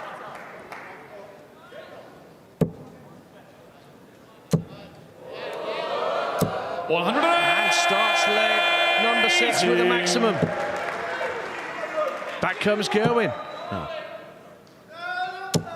140. Well, did he take that Price after that opening max? Had a bit of a mess of getting his darts out of the board, the Welshman. No follow-up trebles for Humphries. 58. So despite the opening max, Price with a 2 treble salvo of his own here. Oh, he's not going to get a treble. Nervy times after a blistering start from Price. He knows sweating. Might be getting drawn back level. 96. Still both averaging in the early 90s.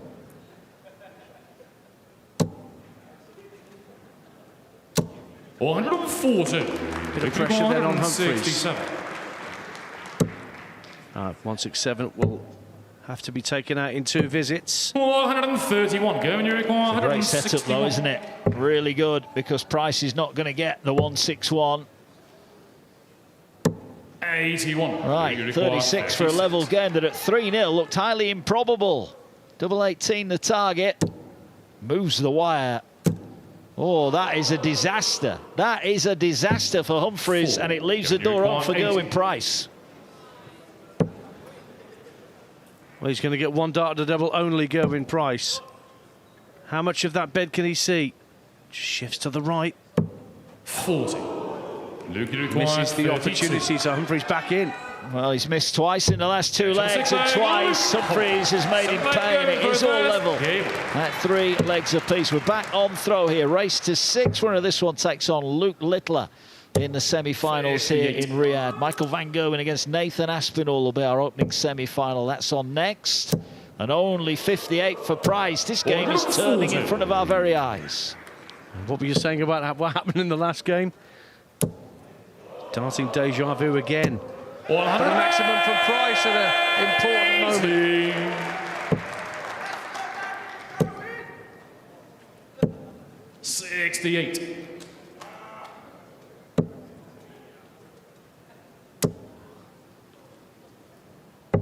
Oh, he needed 67. that. Needed that just to keep his nose in front. But he's not down to a finish. What can Humphries do to pressurise? Another treble 20 would have been a big help. Just on the tail of Gerwen Price. Finally poised this match. And again, the last start treble comes to the aid, this time of the Welshman. What can Humphries set up from here? 97, Gerwen, you require 97. 97 plays 96, but it's the Welshman first in. Needs a treble, finds it. Brilliant dart, double 12. And that is magnificent from Gerwen Price, who was asked the question, and he came up with the answer. He's back in front at 4-3. 100. Oh, he liked it.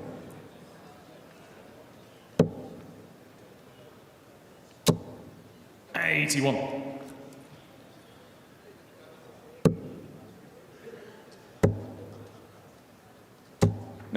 So Humphries, 12 TV titles to his name, 39 PDC titles in all.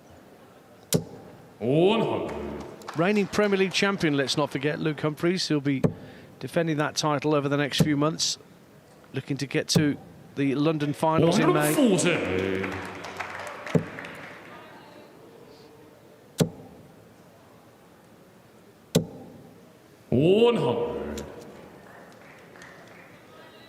Non-finish then for Humphries. But he's going to be handy here. 101. Leaves 64 and he'll be back for that with Price. Even a max here. You'd still have Humphries as favourite. Can he find another treble? No, he can't. So 64 then for a level game. Luke Humphries, 16s. So he'll have to hit 16 for Tops now. Tops, one dart in hand, and he misses. Price gets an opportunity to go 2 up. All went wrong there very, very quickly. 60. You require 20. Well, that was not what the doctor ordered, so Humphries back in for 2 10s. Gets on the 8 4-4 it is. Effectively a 3-leg contest now, Mark, from this point. Yeah, it certainly is. Going down to the wire. 58. Gerwen Price, remember, was 3-0 up. He was 4-3 up. But now we're level after 8. 100. And a steady ton gives Humphries a slight advantage at the top of the 9th leg here. And Gerwen Price is going to have to dig deep. But he can't find a big treble.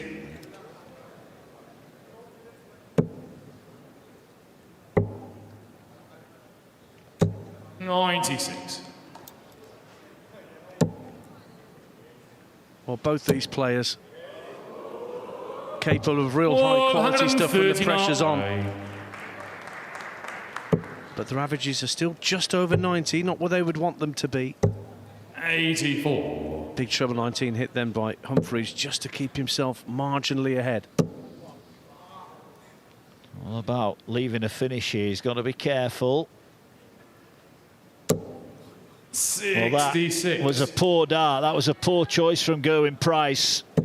And he, even had he hit a single 20, wouldn't have left the finish. He's had a bit of a malfunction there, Gerwen Price. Humphries is down to finishing range.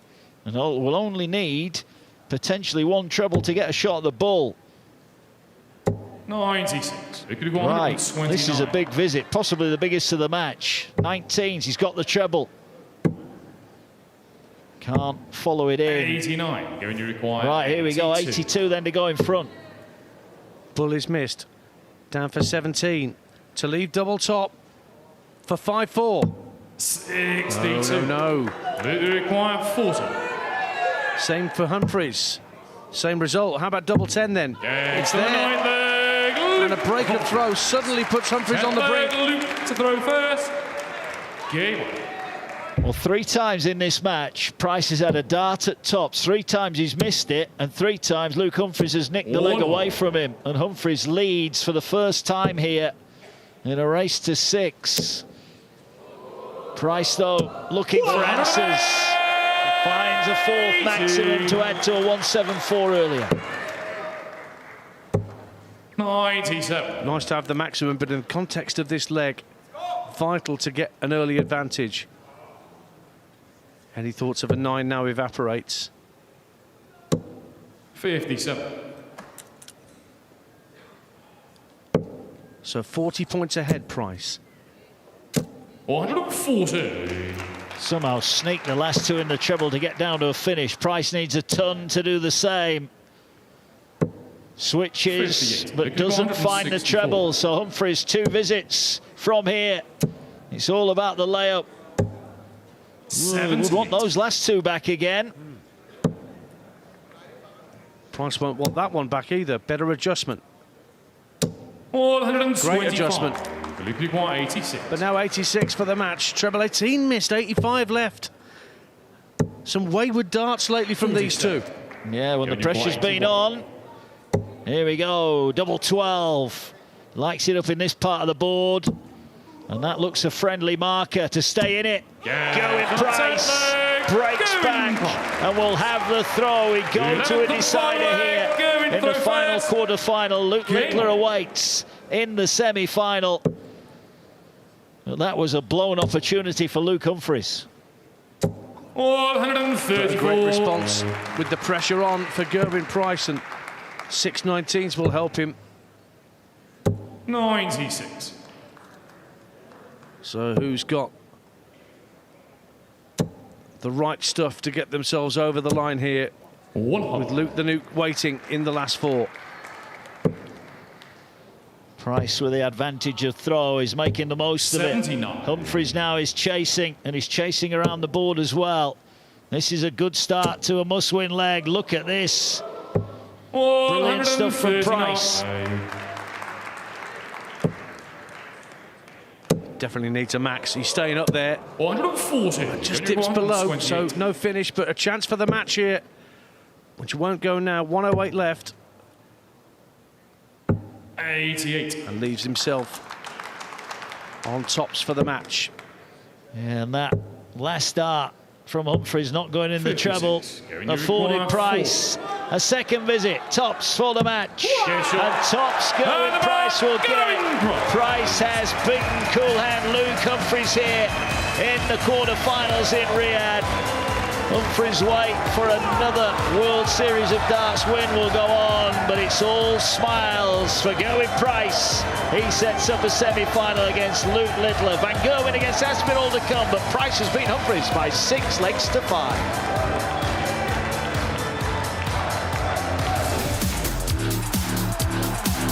Magical, mighty Michael Van Gerwen.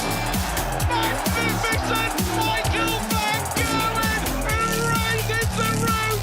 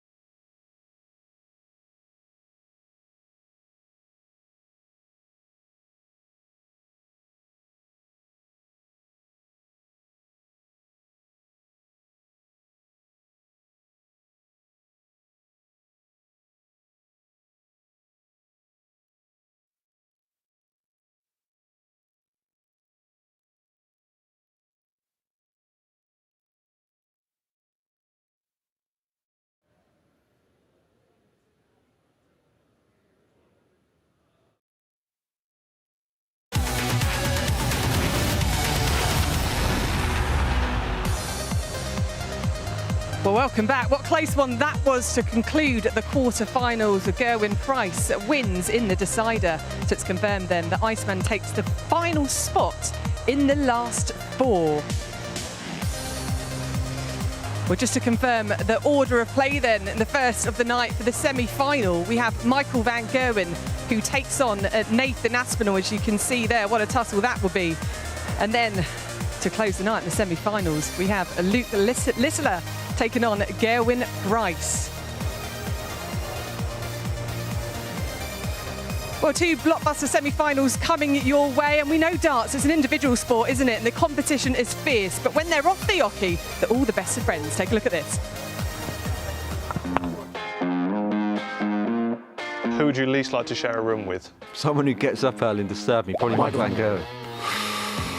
I'm going to go for Littler. I'll probably say Nathan Aspinall. With Gian. Who takes longest to get ready?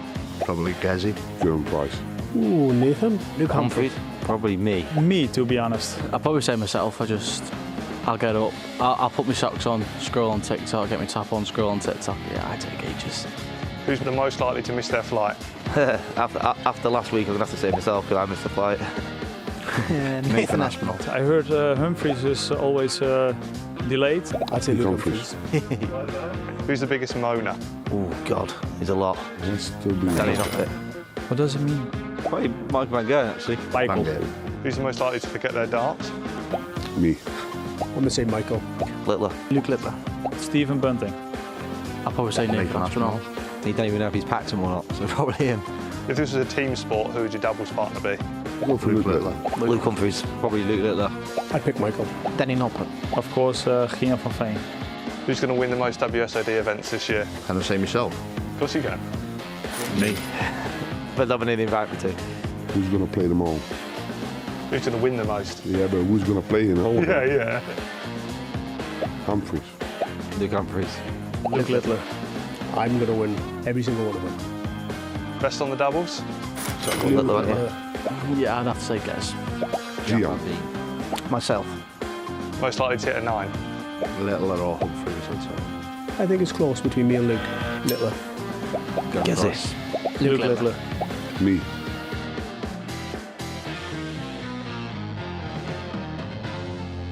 They're all a barrel laughs, aren't they? Well, the first semi-final is moments away, so get ready, because next, the man one step closer to his 18th World Series title, Michael van Gerwen, takes on the 2023 World Match Play champion in Nathan Aspinall.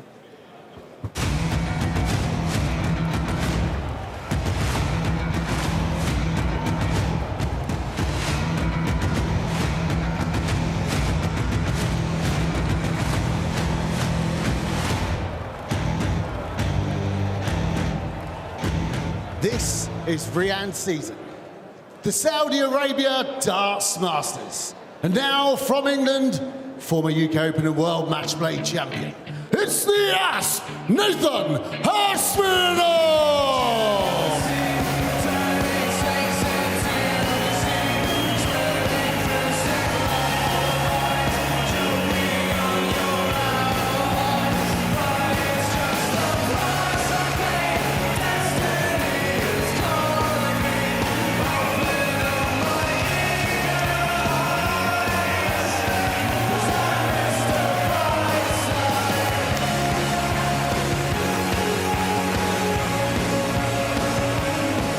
And now from the Netherlands, the winner of 17 World Series titles and a 3-time champion of the world, mighty Michael van Gerwen!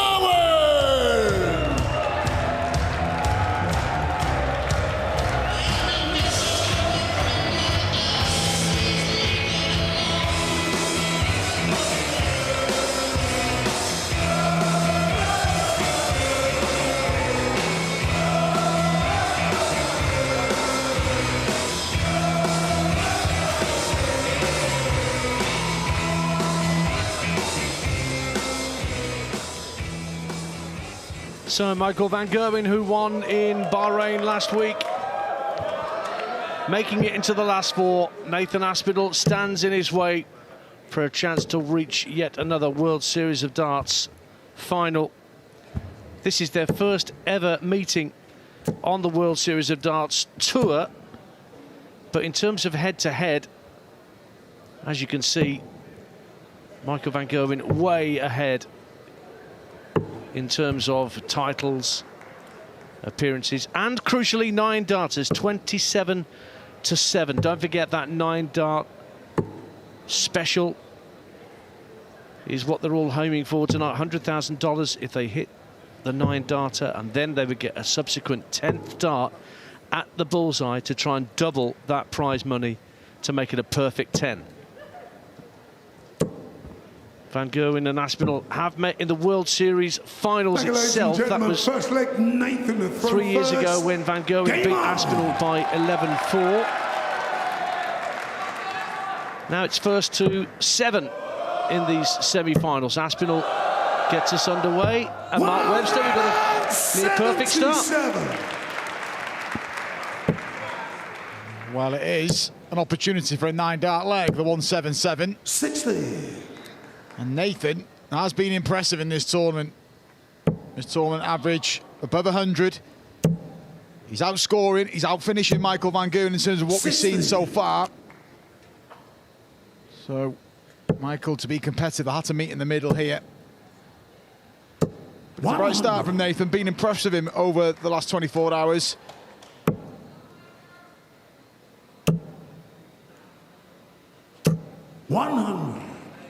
It's another good visit. Really puts everything into every visit, Nathan Aspinall. Feel like you're throwing every dart with him. Yeah, every visit, every contest, isn't he? Whether he's averaging around 100 or if he's in the 80s, he'll scrap, he'll keep battling. Like I said, to get to this stage, 2 different kinds of challenges. In round 1 last night, it was Lawrence Alagan, opponent that's caused him problems, but he dealt with him really well. And then there was that contest with Manlock Leung earlier on this evening. Just that solitary breaker throw that was a difference for Nathan. You require 107. Manlock played well, but he was being chased all the time by Aspinall. Double 16 for the opening leg. 75. Just on the outside. But he'll be back because Van Gerwen yet to get down to a finish himself. 98. Decent Nathan, approach you play. require 32. 3 in hand for the first leg. Yeah, just shifting right, Nathan. That's awkward. That picture tells you. Finds the top of the bat. That's a brilliant dart from Nathan Aspinall. Hold the throw. Let's get us up and running in our first semi-final. The other semi-final features Luke Littler and Gerwen Price. 123. It's hard to appreciate just how little of the double 16 bed you could see there. Practically threw it round a corner.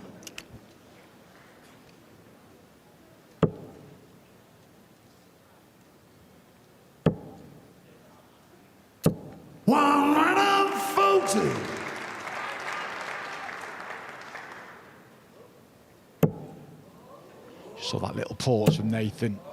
He's one of those players, if things aren't set right in his hand, or if he doesn't feel settled, he won't throw. And it sounds like a simple procedure, but you'll find a lot of players will throw because they're in a rhythm, even if their stem's loose or doesn't feel right. They just get on with it. Nathan wants to give every dart the best chance. Yeah, people mistake it for dartitis, which it isn't really. No, he openly admitted there was a little spell where he wasn't happy with his technique. I'd only... Well, hang about. Well, look at that from Michael van Gerwen. A 154 in leg 2. In third leg, Nathan good sportsmanship up on that stage. So 1-1 in the blink of an eye. Yeah, sorry, Dan. Just going back to my point about Nathan. Talk about his technique. I don't think it was ever dartitis. It was just a bit of a rhythm problem. He dealt with it so well and it never really derailed his career. Battled through, and I think the technique over the last sort of 6 to 8 months has been the best it's looked in a long while. 97.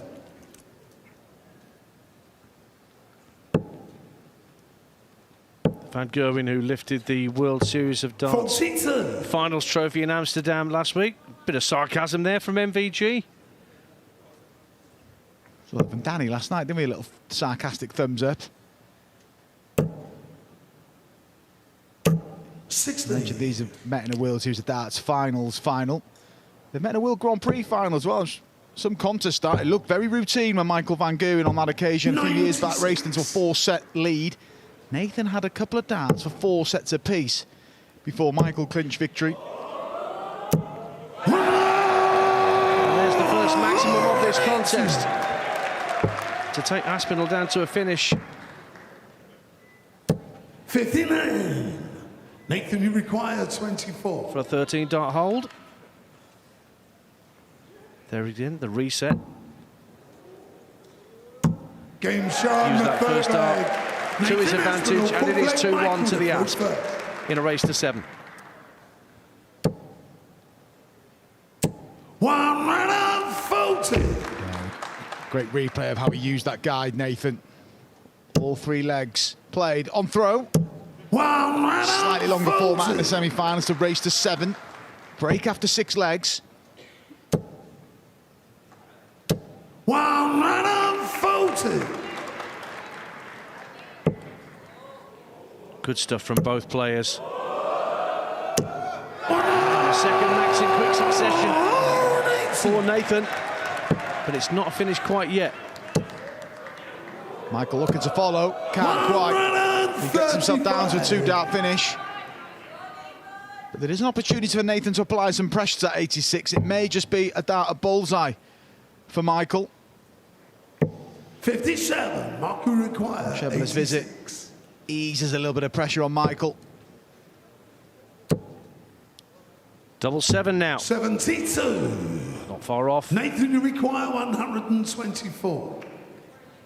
Well, we saw Luke Littler wrap up proceedings in his quarter-final with this finish. Nathan is not going to find a breaker throw with it because he's drifted with that opening dart. 38. The 7-7 get awkward. 14. So he split it. Game shot. And takes double 4. No fuss going that route. All going with throw at the minute.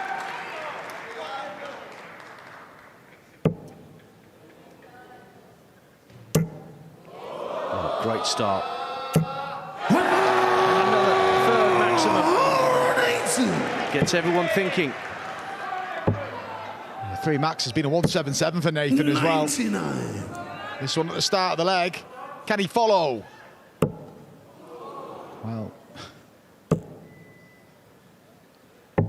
40. Well, we've got midway into a 9 a couple of times tonight, particularly in that Van Veen Littler game, which was 85. A sensational game of darts.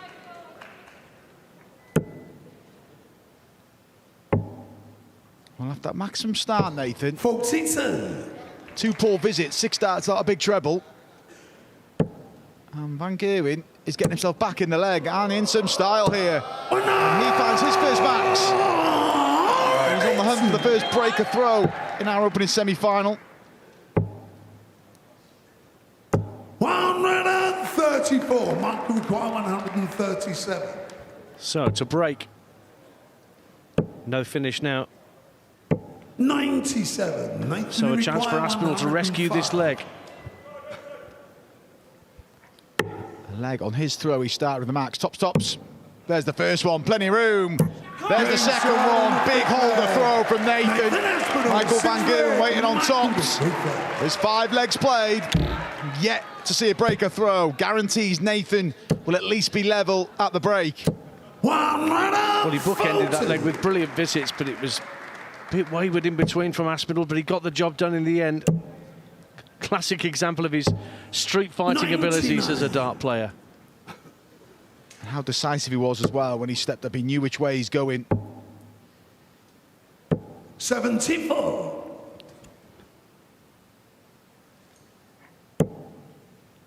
So there will be a short interval after this 6th leg. And Aspinall would love to go in 4-2 up.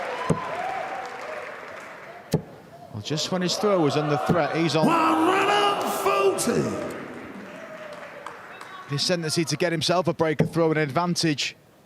Well, 2-leg advantage it would be at the break for Nathan. Should be over at the 18s here. 94. Michael require 147. But Van Gerwen has 147. It won't go. What can he do from here? 97. Nathan, you require 128. 18 segment to start. If he grabs a treble, another one. Big moment for Nathan. He grabs the first break of his contest, crucially before the first interval, and it's been playing a good spirit in there. But Nathan again, averaging up above 101, finishing at 50%, and he leads by 4 legs to 2.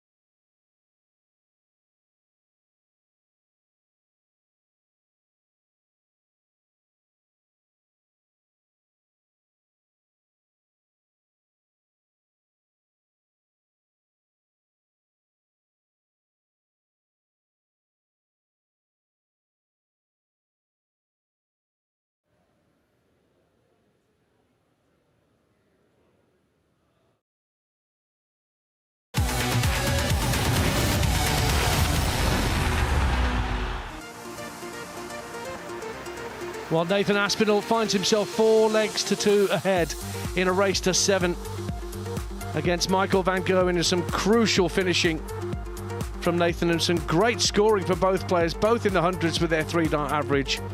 Aspinall with 4 maximums, but the doubling percentage very impressive from both Mark Webster. Yeah, and a couple of ton-plus finishes in there for Nathan as well. A 154 from Michael, but crucially, Nathan in the last 2 legs managed to find a breaker throw, but a 105 on a top stops finish when Michael was waiting to pounce, and it could be an important exchange because Nathan now has a cushion and 3 more legs. 58 will find himself in the final here in Riyadh.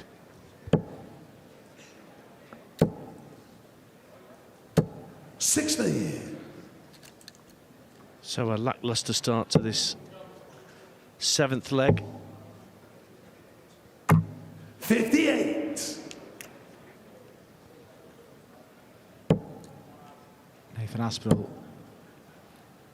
who exited 55 in the third round of the World Championship. A couple of impressive victories before losing out to Kevin Doots. 58. I just can't buy a treble at this point. This game can get to you so quickly up there, can't it? 96. Yeah, just when Nathan would have thought, right, I've got that break, let's go out and consolidate, get that 3-leg lead, and it's serious daylight then. He's gone off the ball slightly and needed that last start from Nathan, but despite all these misses in this leg, he still has a slender lead. That's disappeared after that dart.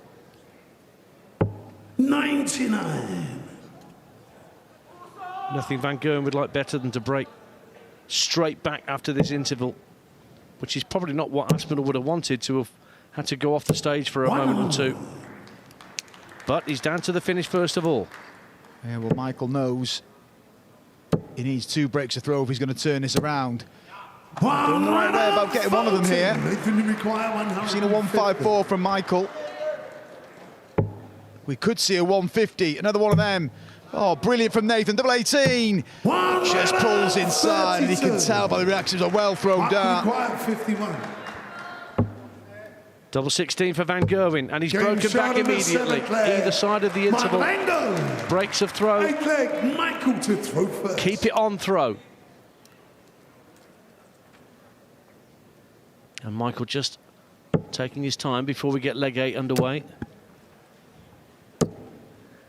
60. 3 under pitched there. Michael will feel he's got himself back on track straight away. Nathan will be disappointed. Just couldn't find a big treble in the first half of that leg. But he almost salvaged it. Wiring the double 18 on the end of the 150. That's loose from Michael. Wild from MVG there. 58. But Nathan can't really sprint clear.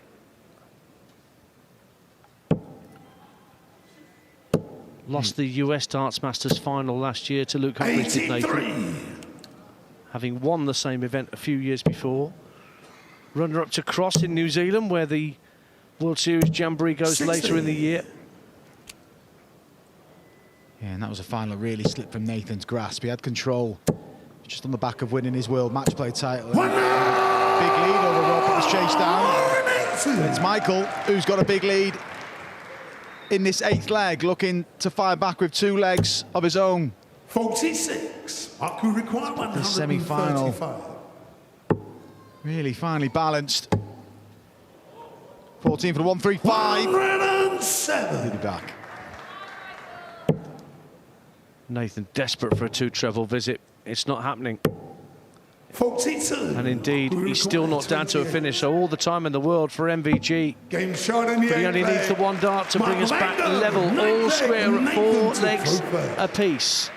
7 legs required to make it to the final, to take on Luke Littler or Gerwen Price, who are next up on the stage here at the Global Theatre. 125.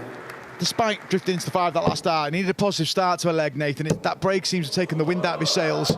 And he went in with a 4-2 lead.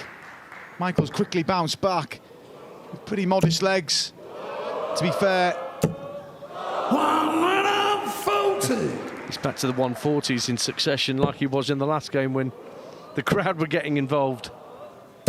That was in the final leg against Manlock in his quarter-final.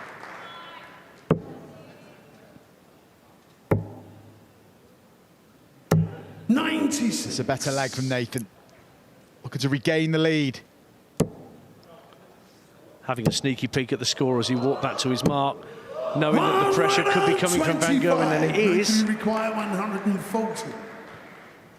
Big finish this. It won't go either for Nathan, so Michael a chance to break the throw again 60. On 96. Michael require 96. Making his move here, Michael. Surely. Brilliant leg. 3 successive legs for Michael Van Gerwen. He now has a break of throw advantage. He leads for the first time in the contest. And looking to go back-to-back, winning in Bahrain a few days ago. And edging towards another World Series final. and starting the leg with his third match of the contest. Back comes Nathan. Oh, just drifts. Just drifts. Good readjustment, though. 35. Look at the look on Van Gerwen's face. He can't believe where that ended up. 26. There's a double thumbs up on this occasion. 180 followed by 26. At least he can see the funny side, Michael. But he won't if this leg slips from his grasp. 100. That's what I'd do if I hit the 26, but I wouldn't be being sarcastic. I'd be thrilled with that. 97. So all of it, sorry, Mike, all a bit scrappy in this leg. Yeah, after the 180 start from Michael. 96. The last one from Nathan to leave the 170. Hit that to win his opening round contest at the World Championship. Hit it to win his maiden major title, the UK Open, in beating Rob Cross. 58. Well, that treble A team was more than necessary after the first two bits. Chance for the big fish for the Asp. There's one. Oh, just dipped below. You almost can't believe he did that. But he does leave tops. Well, since the break, it's been Michael Van Gerwen who's dominated. Oh, he can't find the second treble. So Nathan now to get level. Crowd on his side, there's plenty of Aspinall support out there, and they'll enjoy that. Nathan Aspinall, a break for Nathan Aspinall now to bring us back to 5 apiece. And they've both broken throw twice. And those legs are disappointing for Michael. When you start a leg on your darts with a max, you expect to win the leg. But he quickly undone that good work with a 26. And we are now at a best of 3 leg contest for a place in the final here in Riyadh. Luke Littler, Gerwen Price up next. But Nathan Aspinall, as usual, fighting, scrapping, snarling his way through a neck-and-neck contest. He never rolls over, Nathan, does he? He'd have been disappointed coming back from the break, leading 4-2, and then to see the first 3 legs go against him, particularly because there's a couple of breaks in there. But in true Nathan Aspinall style, breaks straight back, gets it back level. 96.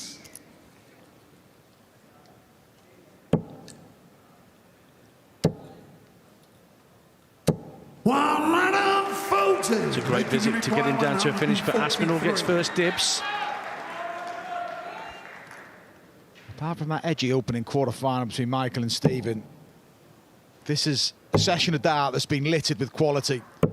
93. This semi-final has been no different. 161. Well, this will bring the house down. Oh, it won't go. So Aspinall with a chance to go back in front. 125. Good pressure though from MVG. Yeah, good layup from Michael, but for Nathan, it's 2 if needed at double 16 to go 1 away from the final. He's going to need the 2 over to double A. And the pressure applied from Michael has forced the error. You require 36. Can he finish it off? He had a marker like that the last time he went at 18s, and he's done the same again. Michael Van Gerwen goes within 1 of a second successive World Series of Dart final appearance. And now Nathan's got to call upon all his reserves. 60. But a 60 start gives him a ghost of a chance. Opening at the beginning of the leg. It's got that feel of a contest that will go to the side and leg, and Nathan will hope so. 85. Luke's last one.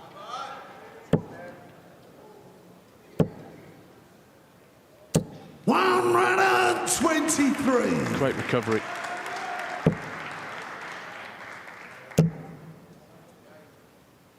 $100. Well, that keeps it very, very tight. It's coming down for the 19s. Oh, beautifully found. 96. That was a bit wayward, though. Yeah, couldn't follow. It's advantage Michael Van Gerwen. Well, as I say that, Nathan can't quite find his 5th max, but it's a 2 treble visit. Not down to a finish. Oh, there's plenty of room. Flight's got in the way there. So what can Aspinall do from 176 to pressurise the Van Gerwen throw? There's going to be a bit of pressure. Surely try and stay there. But this, for a place in the final, should start on the ball, Michael. Double top it is for the match. And Michael Van Gerwen's in World Series of Dart final. Pushed all the way by Nathan Aspinall, but some crucial breaks of throw got the job done in the end for the three-time world champion. And his hope of being the inaugural winner of the Saudi Darts Masters grows and grows. He's through to face the winner of Littler against Price. He beats Aspinall 7 legs to 5.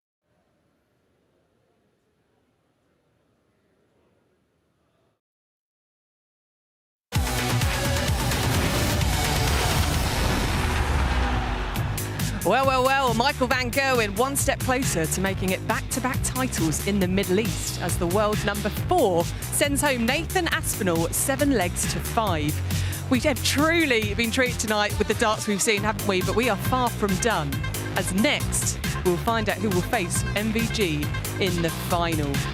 Well, the second semi-final of the night sees their 8th meeting on the World Series of Darts, with Gerwen Price coming out on top most recently in the quarter-final in Bahrain a few days ago. But will Luke Littler get his revenge? Time to find out.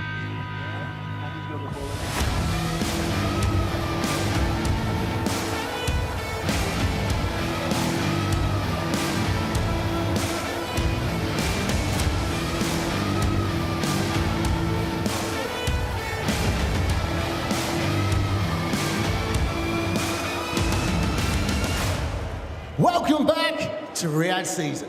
This is the Saudi Arabia Darts Masters. And now, from England, here's the world #1 and back-to-back champion of the world. It's Luke, the Nuke Littler!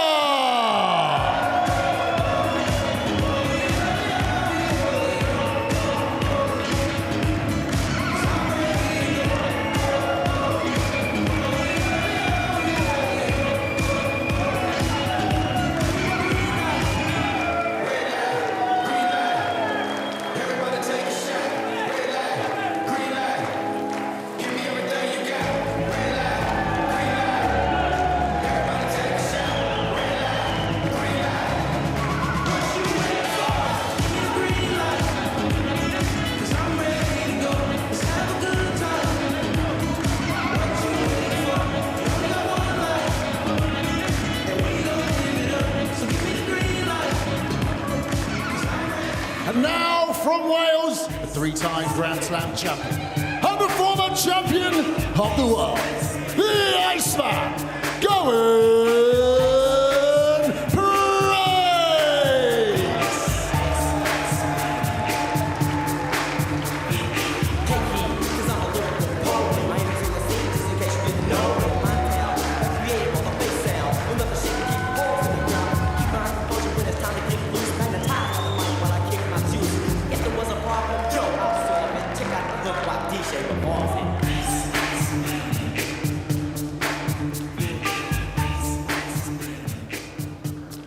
A blockbuster semi-final to find out who will join Michael van Gerwen in the final here of the inaugural Saudi Arabia Darts Masters in Riyadh. Luke Littler against Gerwen Price, and these two, it's fair to say, have got a lot of recent history. Gerwen Price made it nicely through with wins over Toilo, and he needed a last leg shootout to beat Luke Humphries in the quarter-finals.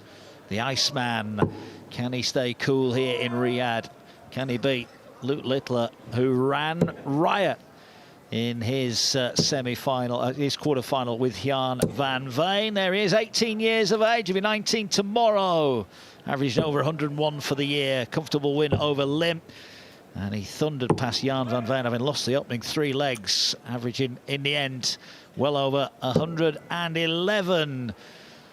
Well, Price won in Bahrain. That ended a run of 7 successive defeats. But when these two meet, it's generally in big contests. Littler winning the semi-final at the Players' Championship finals, the World Series of Darts finals, and the Premier League semi-finals. Also beating at the New Zealand Darts Masters semi-final last year. So Littler will feel he's got the rub of the green over Gerwen Price, but that win for Price in Bahrain last week, Mark Webb, so it was just a reminder to Littler that the Iceman's got levels to his game too.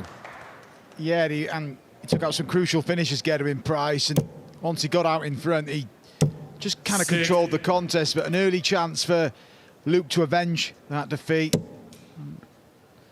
Tonight, a lot more competitive than 24 hours ago. It was all a bit routine for the winners. It's been a different story tonight. A brilliant opening semi-final. Michael van Gerwen winning 7-5. We expect this one to be equally as close. 73.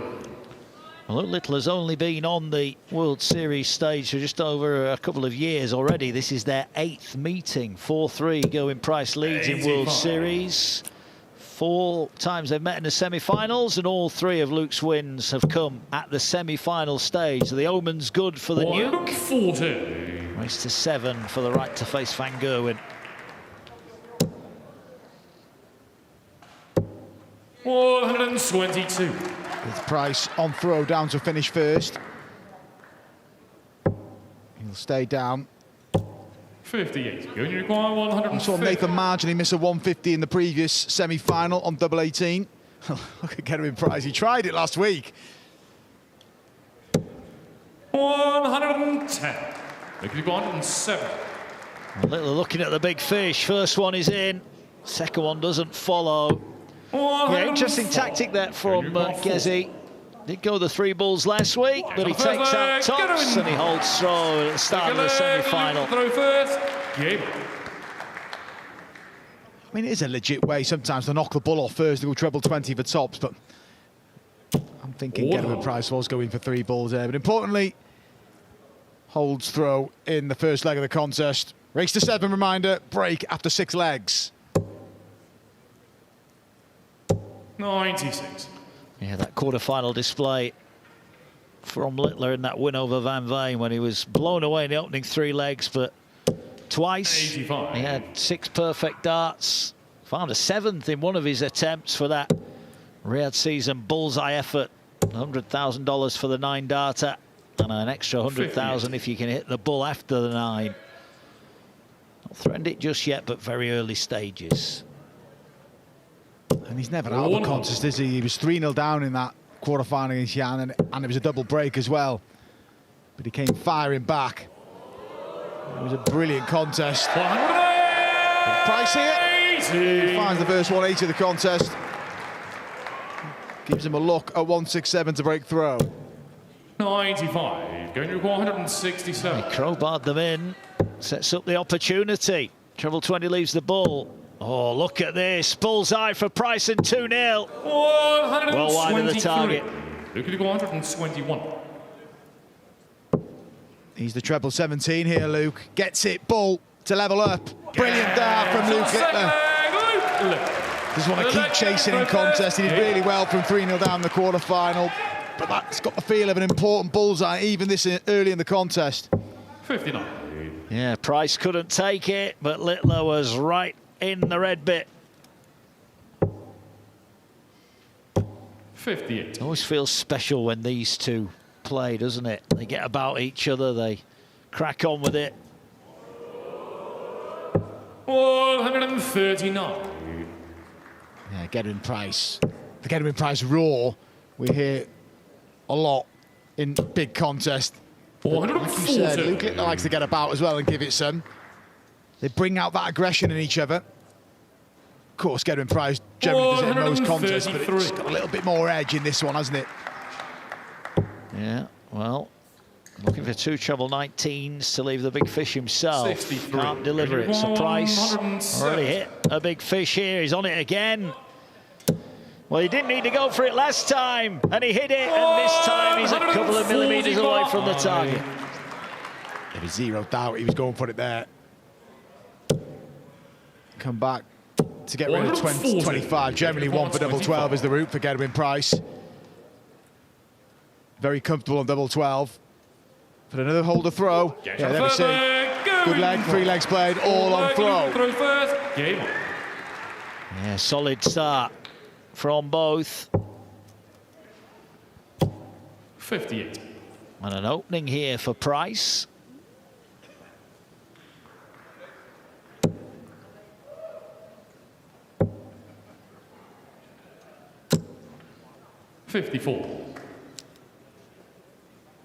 Well, 2 trebleless visitors to start this 4th leg. At the conclusion 134 of this tournament, both players will head to the World Masters in Milton Keynes. 99. It's one of those majors that Luke Littler has yet got his hands on. And that's the way he operates. He just likes ticking boxes and moving on to the next one. That one and the European 88. Championship will be high on his priority list in 2026. Certainly would. Max would have left him on a non-finish here, but it keeps him at pace with Littler. But he's back in the red bit, looking to fill it up. 180.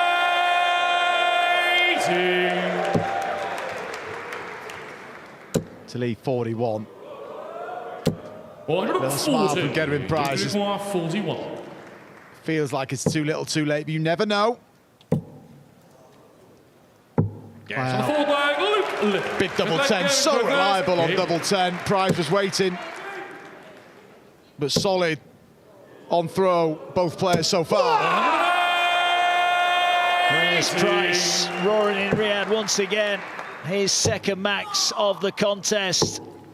89. A nonchalant bull at the end of the Littler visit. But Price can't follow up with the right treble. Although he'll take that visit. Break after 6. If he can win this leg, he's guaranteed to be at least level. And if he can hold it again, Price kind of got that feel of a free hit the next leg. He knows, like you said, Mark, he's going in at least level. Can't take anything for granted. Nathan Aspinall went back-to-back from this stage in the previous semi-final to lead 4-2, and he was chased down. 30. Going to require 90. Time on his hands here. Treble 18, that leaves the double for a 3-2 lead for the Welshman. Now he's going to split this because Littler's not on a finish. Well, he had that 82. Comfort of knowing he had a backup visit. And for Littler, you feel he's just going to turn his attentions to the sixth leg. Yeah, Price leads again. Going. One throw. Sixth leg, Luke the throw first. Game.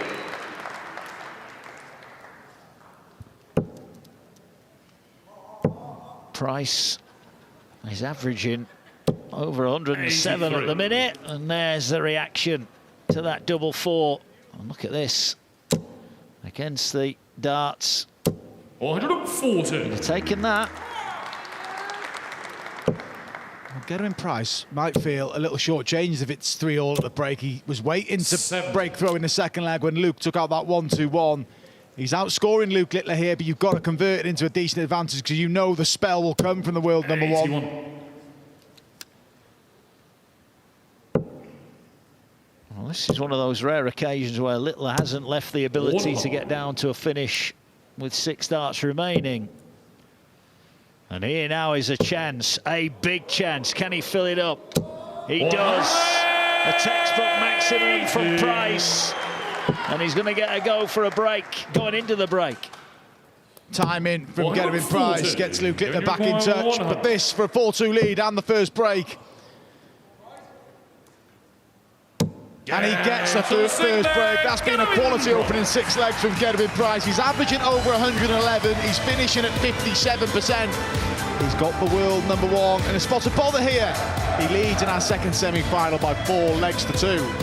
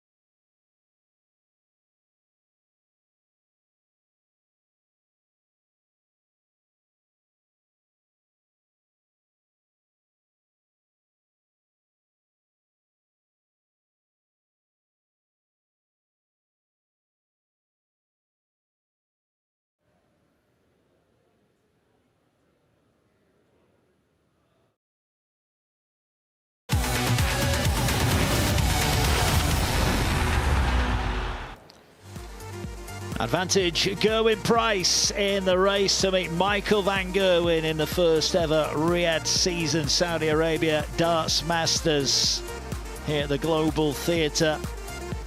Michael van Gerwen beat Nathan Aspinall. He's safely through.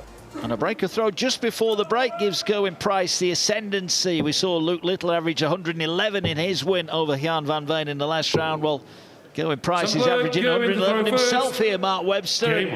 You said he'd want to have the advantage of a break given how well he's played, and he's got exactly that. He needs to keep on the ascendancy, though. Nathan Aspinall came out leading 4-2 in the opening semi-final, and it quickly got turned around, and he trailed 5-4, and he left himself just a little bit too much to do. Well, Gerwen Price would have been expecting this sort of response. He's got to hold up to it, though. 134. A couple of times against Van Veen. They opened up with 2 perfect visits. Can't do it on this occasion. 45. So down the board then. All right, needs a treble here to leave a finish. 64. Can't find one. And Luke Little with a good visit here. Gets himself a chance to break straight back. He's down to finish.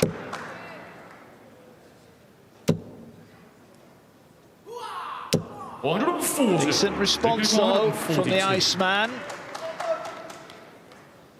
Which way? Treble 20 right in the middle.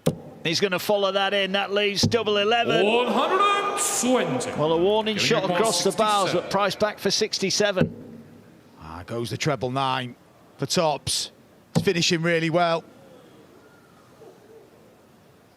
Big dart for Price. Just tripped inside. Luke, you require 22.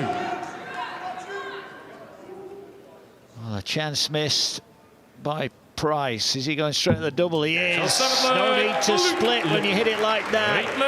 And that is an early break back. Some glum faces on Team Price after that one, but Littler came out and breaks straight back, and now he's weighing in on the treble. Gerwen Price wouldn't have took anything for granted at that break, leading 4-2 after he'd have kept a close eye on Luke's quarter-final. He was 3 legs down against Jan van Veen. A couple of breaks as well, but he fired back to take it 6-4, and he's coming back at Gerwen Price here.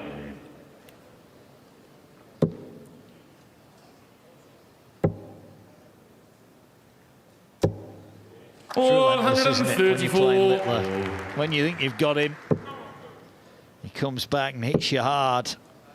But here, 42. An opening and a big one for Price to get a break straight back.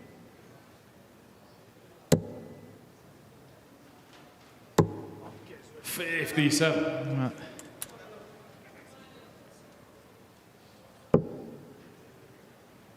Didn't calculate that one right, Gerwen Price. Even if he'd hit the 25, he wasn't leaving a finish. He did that earlier on against Luke Humphries, left himself on a bogey by going the wrong way. 59. What will you associate with Gerwen Price miscounting? His World Cup teammate, on the other hand, Johnny Clayton. Often 124. A serial miscounter. But if he wraps up this 160, yeah, and Gerwen Price's reaction knows that is awkward. He needs to find his way through to that treble 19, and he can't. The first dart did all the damage there. 39. Well, that was a poor visit by Price's standards. Is he going to be made to pay? Double 12 will say he is. And in the blink of an eye, we're all level. 4-4. And Gerwen Price will be kicking himself. He had darts to win the previous leg, and he made a bit of a mess up of his setup there. 140. I feel like the previous leg was the one, wasn't it, Mark? It was 2 darts, and he'd been finishing well. He'd have backed himself, and that might have given him complete control of the semi-final, going 5-2 in front. You never know. But now, finely balanced. 8 legs played. Gerwen Price still averaging over 107. Yeah, but the Littler average is rising by the visit. And it'll rise even quicker on the back of visits like that. A third maximum, 6 of the match. In total, 140. Takes him down to a 2 dart, Gerwen Price. look at this from Littler. It's back-to-back 180s. And all of a sudden, and Gerwen Price has got the basics wrong. You've got to stay in that 20 segment. Went on the aggressor for that treble for double 5. 32. Is it 3 successive legs for the world number 1? Tops needed. 10s. 34. Well, a rare miss from Littler, and Gerwen Price will be breathing a huge sigh of relief because he made a right old mess of that last visit. Tops he needs now to nudge back in front. Massive. 48. Both missing Luke, in this leg. 10. Another opportunity for Luke. For the lead for the first time. He's done exactly what Michael Van Gerwen did to Nathan Aspinall in the first semi-final. Come out off the break and won 3 successive legs to turn a 4-2 deficit into a 5-4 lead. Gerwen Price will be kicking himself. He's averaging just short of 105, and it seems he's throwing this game away. 31. And a couple of those defeats to Luke Littler at the back end of the year for Gerwen Price. He had his opportunities. He had Luke Littler where he wanted him in the World Series final, the semi-finals. Lost out on a last leg shootout. Had a match start in the Grand Prix. Got over the line in Bahrain a few days ago. 58. But he's going to have to dig deep here, Gerwen Price. Yeah, he's just lost his way, hasn't he? After the break. 59. Well, the Welsh fans are in. They won't be enjoying this little passage of play. 57. Well, Gerwen Price, that was a look of resignation in terms of this leg. 140. Snarl from Luke Littler as he forces the third one in to get himself a 2-treble visit. Well, it looks like Littler's going to be one away from a place against Michael Van Gerwen. 12 leaves tops for 6-4. 48. Well, he's missed it again, but he knows he'll be back.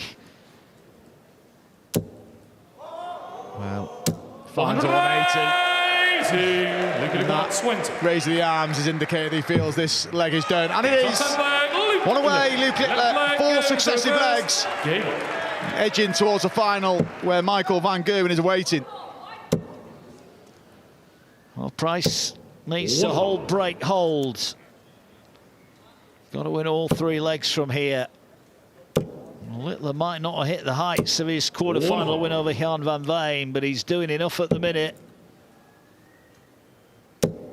You can't help but feel, Mark, that 95. Littler's got an early birthday present here off Price, who just stumbled, didn't he, after the break? Yeah, he has. And what was key 140. was that 7th leg. Price having opportunities on the 67 to lead 5-2. Could have been a different game. But Luke Littler 139. has chased down Jan van Veen in the quarter-final. He's chased down Gerwen Price. Just got to convert with one more leg here. 140. Well, this might have to go to stay alive. Treble 20 would have left the ball. All about the layup. Which way does he go? Littler on 1-2-1 for the match. Hits the ball, great last start. That's the question. But Littler, 11, or the treble, hits the treble, this for the match. And a match start slips through his fingers. To stay in for Gerwen Price, and he finds the double top. He will have to find a breaker throw. He did that in his quarter-final. Got a break against Luke Humphries, then threw out in the deciding leg. Needs to repeat the feat here. 96. Oh, he's not done just yet. Has to come running for cover. Can't find it. 57. That wasn't the start he wanted to this 12th leg, a leg he has to win. 95. Can he get another one? 96. Yeah, that grimace tells you he feels he needed another one. And the fact he's left 3-4-8 as well means he can't leave a finish off the back of that. And Littler in command. He's going to get 2 cracks. from 130. Is he going to do it in style? Trevor will leave the ball. He's got it. Is he laying up? He is. Playing the percentages, playing it smart. He's all business at this stage of a semi-final. Gerwen Price, again, looks like he's going to fall at the semi-final stage. He did that in Bahrain. It's looking like he's going to do it here in Riyadh. Tops needed. That looks a friendly marker. It is a friendly marker. And Luke Littler is once again through to World Series of Darts final. He will take on the green machine. Michael van Gerwen. Gerwen Price's run in Riyadh is over. He's lost at the semi-final stage. Littler has beaten him by 7 legs to 5.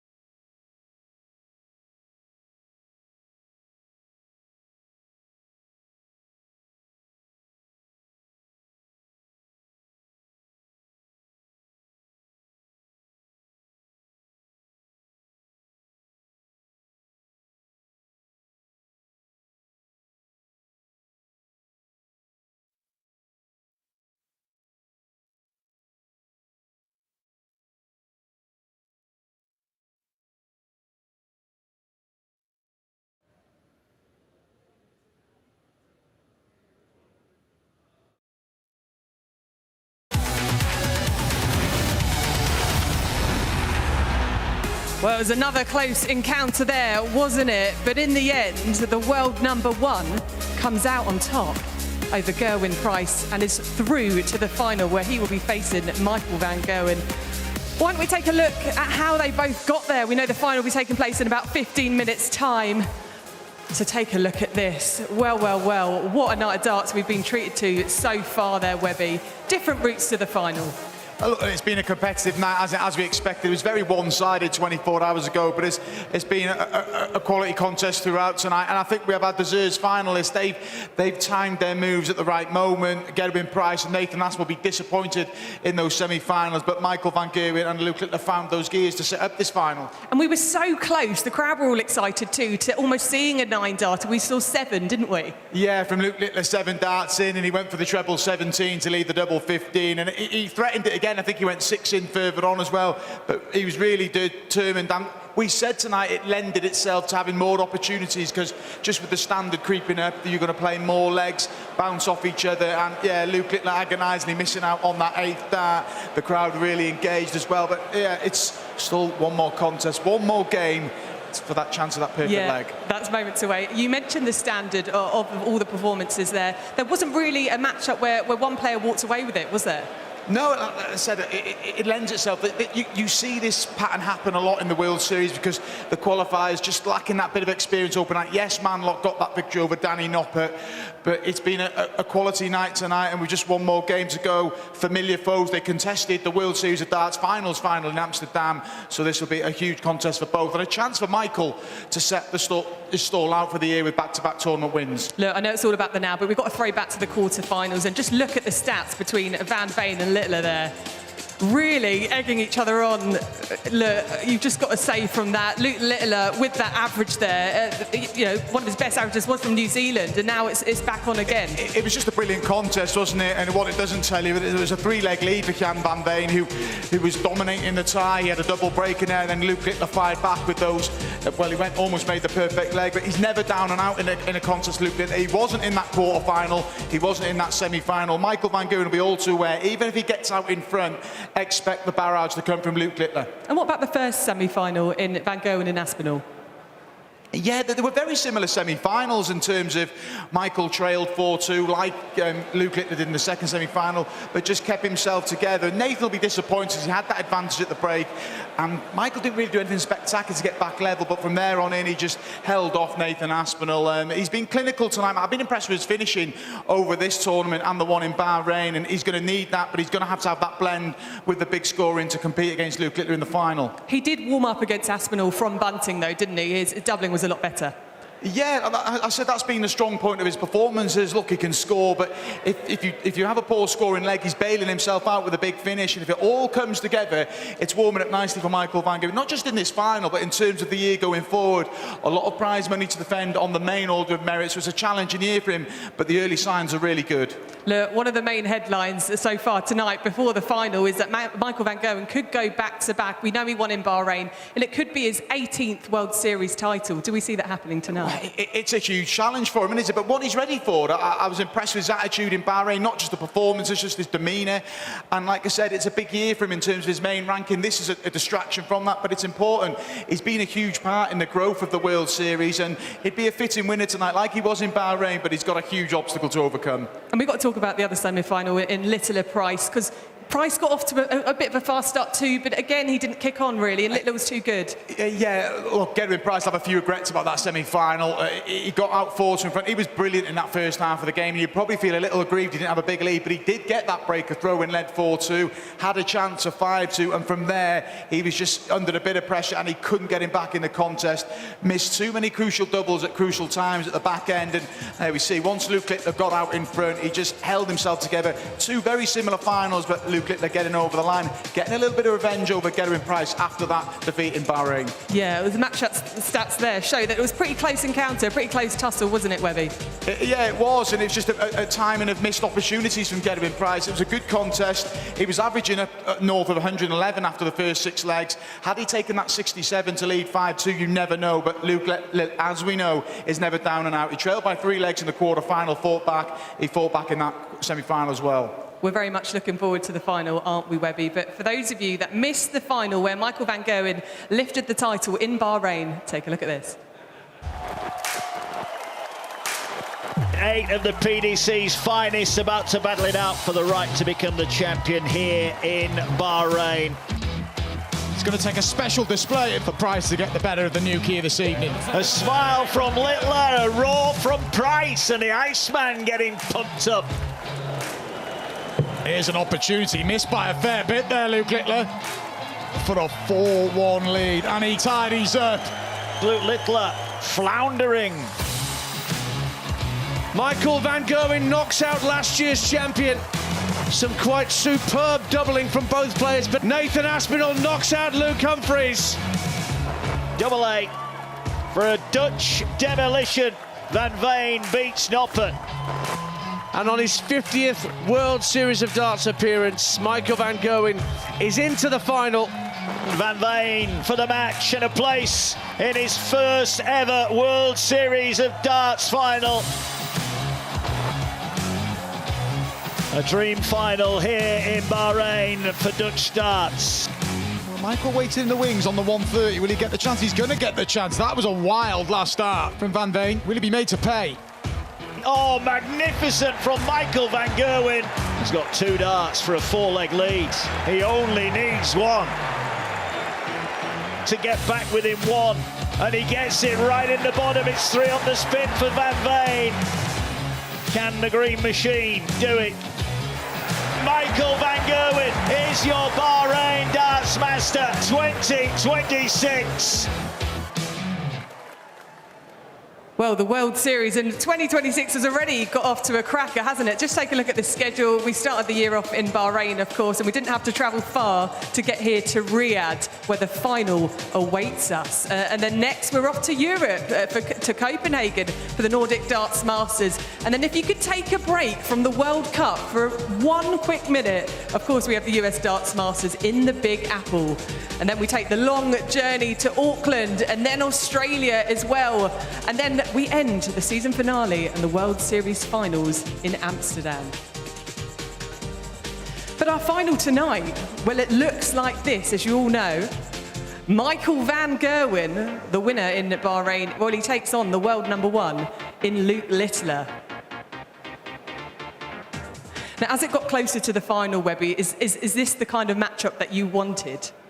Look, it's always good seeing the best go at it on the big stage, isn't it? And it's good that Michael van Gerwen's coming here confident after victory in Bahrain. Luke Littler's showing how resilient he is and doing what true champions do. When you have a bad tournament, you dust yourself down, you come back stronger in the next one.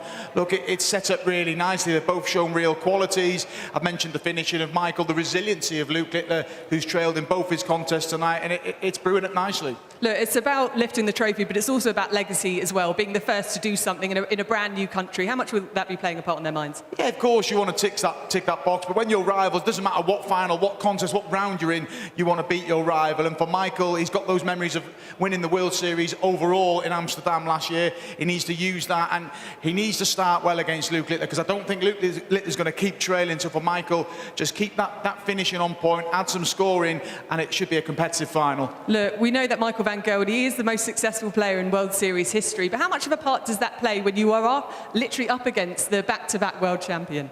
Oh, when you're playing the best players in the world, it just gives that extra buzz, and for Michael, it's about sort of getting back to where he was, and there's been baby steps this last couple of days. There's been good signs. I like the approach in Bahrain, not just on the stage, but away from the stage. The demeanour was good, but he's going to need all that if he's going to get back against Luke Littler, because Luke is always wounded when he's just been beaten in a tournament. He likes to win every competition he's in. He'll be hurting after Bahrain, so he'll be looking to lift the trophy here. Look, these two finalists both know what it's like to dominate, but, you know, stepping up on any final, there's always some element of nerves. Is that always going to be part of the deal? Yeah, you've got to have those nerves if you're playing in a final. You've got to have that excitement of playing in finals, and these two between them have got a ridiculous CV. Michael van Gerwen's been doing it for decades. Luke Littler's been doing it for a short amount of time, but he's achieved so much. And yeah, it's a brilliant final, and one that, again, they'll bounce off each other as well. They like the way the other one plays, and yeah, it's going to be mouthwatering. Look, I know I keep mentioning the Riyadh Season 9 data, or the Riyadh Season Bullseye, sorry. Could we see it tonight if they push each other all the way? That's what we want to see. Come on. Yeah, of course we can, and it's Luke Littler's been close this evening, and I think we talked up at the beginning of the night because of it was going to be more competitive, the more legs you play, and if your opponent's pushing it, it can really push you on, so you never know. Look, we've had so much going on in January, and there's plenty more to come, isn't there? Because we have the World Masters coming up at the end of January, so take a look at this. A tournament of legends. Here we go then. We have ignition in this one. The standard, never higher. Big dart, big moments. The challenge about to begin. Yes, there it is! The biggest names. That is absolutely fantastic. The biggest moments. Quality stuff indeed. The PDC presents A display of darting dominance. the Windmill World Masters.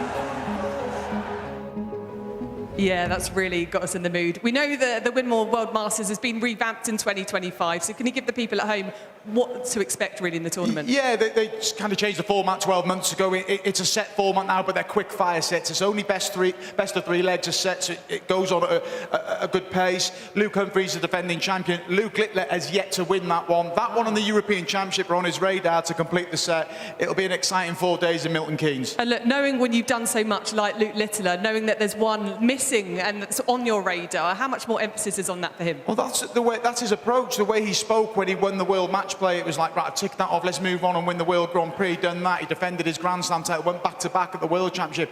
He will have the World Masters like us and the European Championship really on his radar. There'll be huge priorities in 2026. And in terms of a title defence for Luke Humphries, how much do you see that on the radar? Yeah, it's big for Luke Humphries. When you've won a title, you want to go back-to-back. And obviously, it's ranked now, so players can move up the rankings. Nothing to defend from 2 years ago. It's an important 4 days, and it's big for Luke Humphries, obviously, going there as a defending champion. You want to set your stall out, and he'll feel the pressure. And look, I know it's a different format playing in the World Series going on to the World Masters, but how much of a warm-up really is it getting you into the position to dominate on that stage? Look, these are competitors. It doesn't matter if it's World Series, if it's tournaments, Pro Tour events, European Tour events. These guys want to win every stage they set on, and it'll be no different in this final in the World Series, and it'll give them a bit of bounce going in to that World Masters event and then the Premier League. So it's an important contest for these two players tonight. And look, just to touch again on the final tonight, because we can't get enough, can we? When the players have had that short break, because the games come thick and fast, what are they doing in that time from a former player yourself? You just tick over. I mean, I haven't played in many finals, but on the few I did, you just kind of... You won one. Yeah, you just sort of tick over in between sessions, keep yourself loose. Keep it... For Michael, he'd have kept an eye on the semi-finals just to see what was going on. For Luke, it's a quick turnaround, but both vastly experienced in these sort of formats where you're playing multiple games in a day. It's nothing new to the pair of them.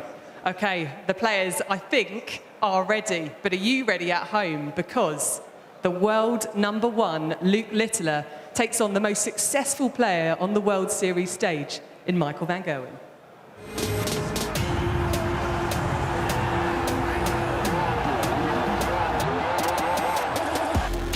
A shrug of the shoulders for the young man who makes the extraordinary look routine.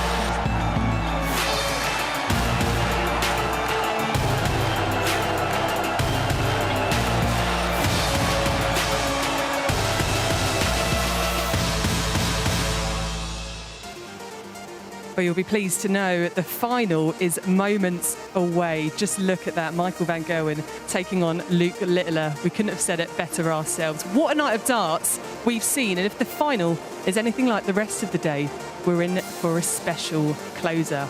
Well, here we are, the first final in Saudi Arabia where two world champions collide. Will it be Michael van Gerwen or Luke Littler?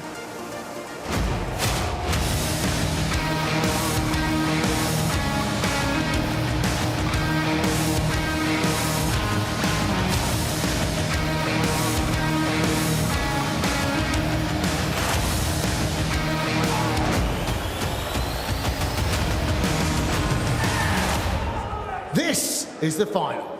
The Riyadh season Saudi Arabia Darts Masters. And now, from England, here's the world #1 and the newly crowned back-to-back champion of the world. It's Luke, the Nuke Littler!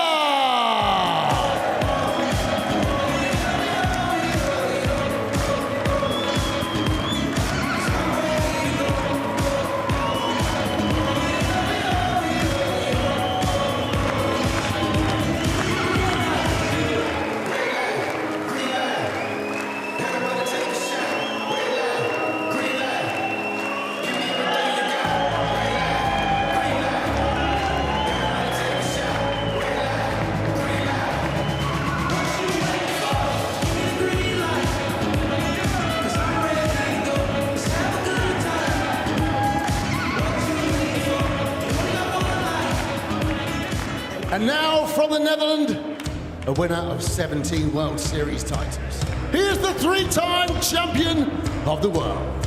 It's mighty Michael van Gerwen!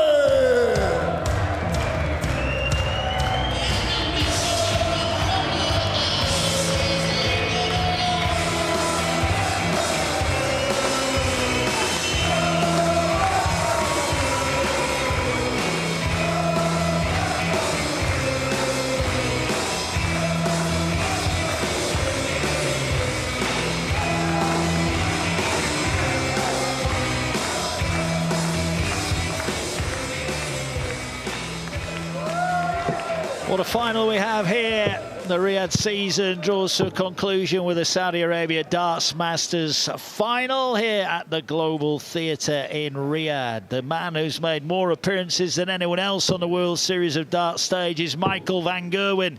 51st appearance, his 27th final. He's looking for a record extending 18th win. He's beaten Kumar, Bunting and Aspinall en route to the final. 36 years of age and he's still going strong, isn't he, Van Gerwen? Averaging just under 97 for the last 12 months. What about Littler then? Appearance number 15 for him, his 7th final already. 18 years of age for just one more day, averaging over 101 for the year. He's beaten Lim, Van Veen and Price en route to the final. And these two, it's fair to say, have got a bit of history. Littler, of course, winning the 2025 World Championship, beating Van Gerwen 7-3, but Van Gerwen got a little bit of retribution at the World Series of Darts final last year when he won 11 legs to 7. Ian Danter, a tough one to call, but a great final in prospect. Terrific match. Two of the most talked about dart players of the last 20 years locking horns here. And there's one thing Michael van Gerwen likes doing, it's running back-to-back World Series events.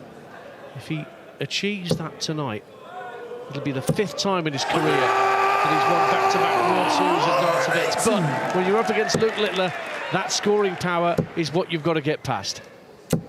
Yeah, as shown in that win over Jan van Veen when he was 3-0 down, but proceeded to average over 111 as he wrapped up victory 6 legs to 4. Both had to work hard in their respective semi-finals, both coming through 7 legs to 5. As Van Gerwen was hoping to get down to a finish, but Littler, after 9, is on 81. Looking to make a flying start here. Didn't need to go the bull route, so he'll leave himself on tops, and he'll be back for tops for the opening leg. 58. down to a finish, but Luke Littler should take care of tops shot with in the first very leg. little fuss. The second leg. Underway, remember, it's first to 8 in these World Series of Darts finals. Got to go that little bit further to get yourself over the line to win the £30,000 first prize. Yeah, it is their fourth meeting of the World Series of Darts. They both won a final. Bahrain win for Littler in 2024 before Van Gerwen won at the Dutch Darts Masters. 135. Not many players who've got a lead on Michael Van Gerwen in the head-to-head record, such as Luke has. 58. 12-9 in Luke's favour.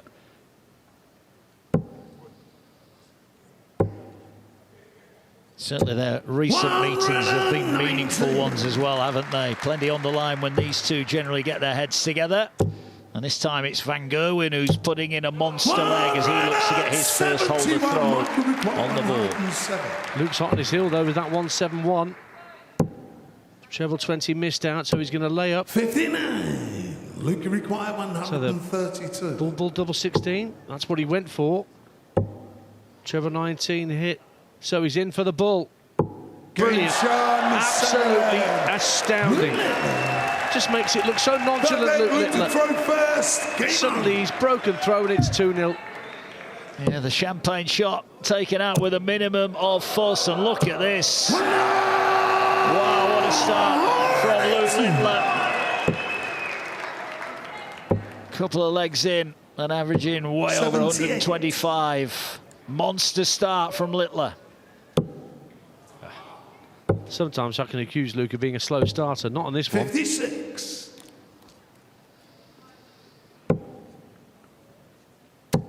Their third World Series of Darts final against each other. Littler's won 2 in Bahrain last year when he won his first World Series of Darts title and in the Dutch Dart Masters. That after MVG had beaten him the year before in the same competition. Down to a finish after 9 darts.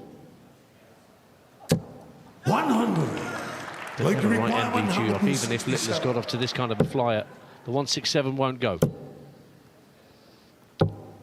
You get the feeling this 143 might have to. Look at that, another great layout. Loose double 15, he won't be bothered about that. Van Gerwen can't go out either here. Well, this has been an absolute barrage of high scoring and brilliant finishing. He's 3 from 3 on the outer ring, and he's not currently giving Michael Van Gerwen a sniff. This is ruthless from Littler so far. He's pinned 9 darters before with double 15.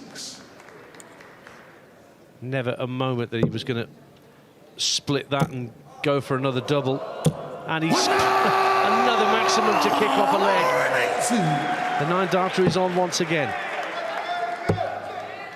It certainly is. 90s. Twice against Van Veen. He hit 6 perfect darts. Can't get a 4th this time.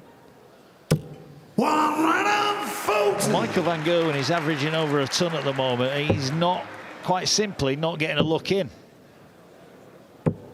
93. Yet to have a go at a double, whilst Littler is piling on the big scores. 127. I'm not sure whether 7 was the intent, but his chance for an 11 dart break of throw. He was looking at the treble, wasn't he, to leave tops. 125. As it is, he's on for an 11 darter here. 54. 14 hit for tops. Finally, he's missed. Ooh, that was way inside. Michael, you require 91. So will he get a dart at a double here? Oh, treble 3 doesn't help. Went for the bull. And then hits the bull in the end. Russ Bray checking the score not once but twice. Luke, you require 10. Yeah. Double 5 then for Littler. Minimum of fuss. And in the blink of an eye, it's 4-0. And even Team Littler are impressed with the start that Luke Littler's making here in Saudi Arabia in the final. He's not giving Van Gerwen an inch. 59. I didn't think Luke's dad was going to wear that bobble hat in Riyadh. It's a bit warm for that, but he's it must be a superstition for him when it comes to Luke in a big final. 140.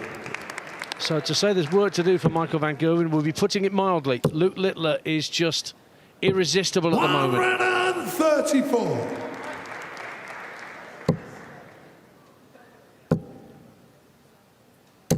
100. Not sure what Michael van Gerwen can do at the moment. He might pull his socks up in a minute. 98. That's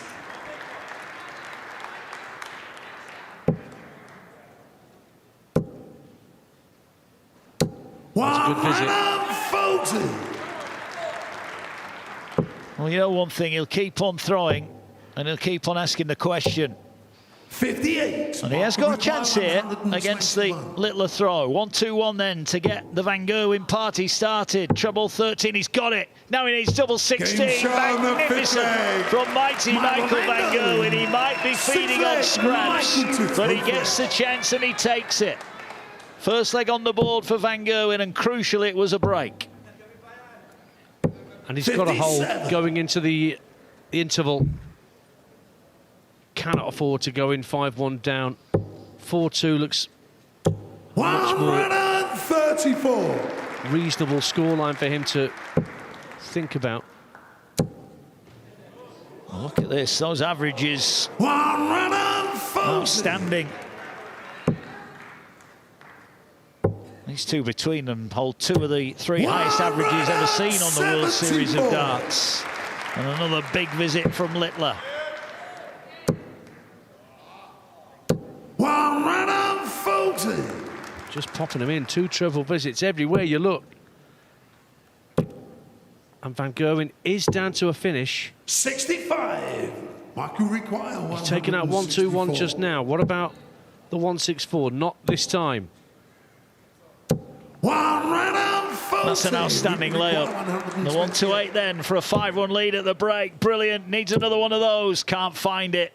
So Michael van Gerwen's layup was magnificent. Can he now reduce the deficit to 2? 2 12s, 2 darts left in hand. Oh, that is a Dutch darting disaster from Van Gerwen. He gave himself a chance and he threw it in the bin. Goodness me. Tops for Littler for 5-1. Double 10 his favourite. 25. A reprieve for Michael. Can you believe that? Well, he's counting his lucky stars. Double 4. Can he slide one down the barrel? He hits the double 4. A reprieve for Michael van Gerwen, but he steps in to take it. He faced an early onslaught from Littler, who took out the opening 4 legs. But van Gerwen has half the deficit at the interval. It's Michael van Gerwen 2, Luke Littler 4.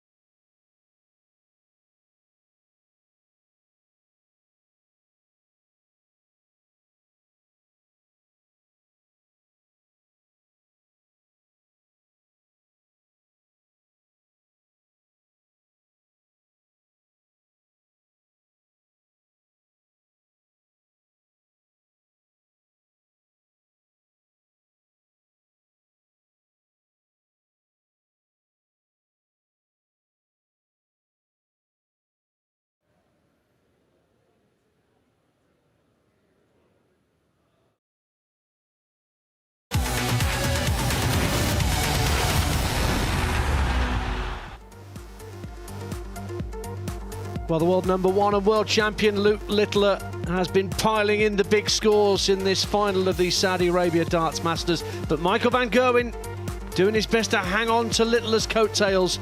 It is 4-2 to Littler in a race to 8 to get the job done. There you can see the averages. Even Michael van Gerwen averaging 3 figures, but just trying desperately to stay with his opponent who went 4-0 up. And we're back underway. Mark Wilson alongside me in the commentary box. Littler, treblers visit to start. Let's see what that little comfort breaker's done for either or both of these players, Mark. Well, you feel that Michael van Gerwen dodged a bit of a bullet in that 6th leg when Littler had 2 darts for a 5-1 lead. He didn't take them. 60. And another trebleless visit for Luke Littler. So van Gerwen on the warpath here as he looks to reduce the advantage yet further. Both players, as you said, averaging well over a ton. It's been a high-quality affair. But are we going to get to see a big twist here? 134.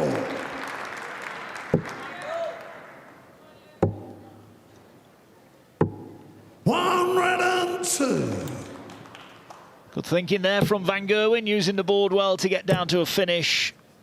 Littler can't follow suit, so doesn't have to go for the big fish. You might want to, though, just to give him a boost of confidence. However, he's going to have to lay up a little different here. Another Trevor 19 rescues the visit. Down to a 2-dart kill. What can Luke apply? 83. Michael, you require 86. So treble 18, Michael van Gerwen. He's staying on the 18s. Hits the treble, double 7. Shot in the 7th and that's leg. pinned. Michael van Gerwen, 8th leg, Michael the throw Job first. done. Game on. So he breaks the Littler throw. And now we're back on throw here at 4-3. Yeah, we certainly are. And that was an impressive leg out of the break. What will Littler's response be to losing 3 on the spin? Looked one-way traffic, didn't it, early on? But van Gerwen, as we've seen for many, many years, is a tough cookie to get rid of. 17 World Series of Darts wins in all for the Green Machine. 59. Back-to-back winner of tournaments on this particular tour 4 times prior to this opportunity he's got tonight. Dating back to 2014 when he was successful in Dubai and then following on in Singapore. But Littler suddenly rediscovers his mojo. Well, he does. Well, he's not on a finish, so still 2 visits from here. Still 2 visits, but only need the 1. Can't get tops, but he'll be back for 2 10s, and van Gerwen here has responded beautifully. 89. Michael requires. Nicely found bullseye from Littler, but it may all be in vain. Double 5 for Michael van Gerwen. Oh, and what's he going to do? Bust the score? Indeed he does. Luke, you require 150. So Littler has a chance, a half chance. Treble 19 hit, double 19. Brilliantly done. And van Gerwen sitting on double 10. Finds himself broken back immediately by Luke Littler. Well, he rode his luck before the break, but he didn't ride it there, and it's Littler who steps in. A 3rd ton-plus checkout of the final, and a 2nd one for Littler as well. 77. Not quite a hammer blow, still 3 more legs needed for Littler, but that was an opportunity van Gerwen squandered for a level match. 97. Just avoided that first dart that he thought was sitting a bit precariously in the red bit there, Littler. 93. So 5-3 to the man who turns 19 years young 96. tomorrow. Is he going to be packing some extra hand luggage of the Saudi Darts Masters trophy to take back home? 37. Well, van Gerwen is more than in this leg. 58. And no treble, so van Gerwen now with the advantage. Can he set up a manageable opportunity? signs are that he will do. That's a really good visit from Van Gerwen, as he's looking for yet another break of throw. Equally good from Littler, but Van Gerwen wants 14 for double top. Game shot. That's efficiently seen off. Van Gerwen, 10th leg, Michael to throw first. And the breaks of throw are coming thick and fast here. 3 each now. Oh, Van Gerwen again drifting into treble 5, which he's doing 55. rather a lot at the moment. Something's going on there. Yeah, it's not just a drift either. It's in the middle of the treble 5 bed there. 98. Van Gerwen.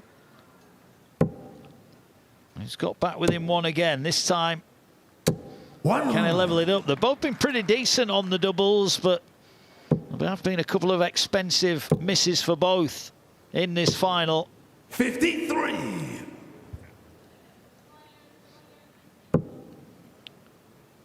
Nip and tuck after 6 starts apiece. 58. Gerwen misses out on a treble.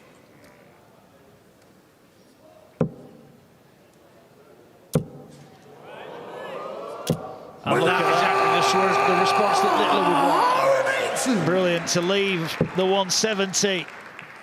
And what a response this would be. 90. From the nuke. Can he find 2 more trebles? There's one of them. 105. Would he or wouldn't he, we'll never know now. But the chances are he's about to re-establish a 2-leg lead. 98. Luke requires 65. Treble 15 is the look. Double top for Littler for 6-4. Game shot and that's cleanly done too. Littler. 2 away. Luke to throw first. From lifting the inaugural Saudi Darts Masters trophy. And Littler back in for leg 11. Every time Van Gerwen gets close, he just can't get his hands on the teenager from the north of England. Van Gerwen looking to go back-to-back in the Middle East, having won in Bahrain last week. But time is running out here in Riyadh. 100.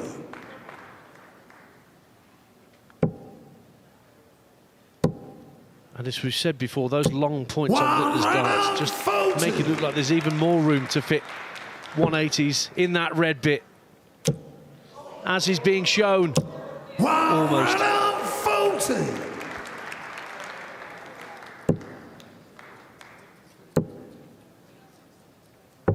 78. Luke required. Littler won the opening 4 legs of the match. He's looking now for 1-2-1. Went for the treble 7. Couldn't find it. Lays it up. Van Gerwen can't go out on 183. And Littler closing in on yet another PDC title. 83. Luke required 40. 2 10s. We know the outcome when he goes there. And the outcome is inevitable. He's 1 away, and Van Gerwen needs perfection here if he's going to stay in and win this final. 34. There's just no stopping him. 135. Just drifts into the same treble that Michael's been hitting all too often. Oh, and an unlucky bounce out. 120. 120 floor for Michael. Yeah, still a decent visit though. He's going to try and make Littler wait as long as he can. However, Littler has got other ideas. Another maximum for the nuke.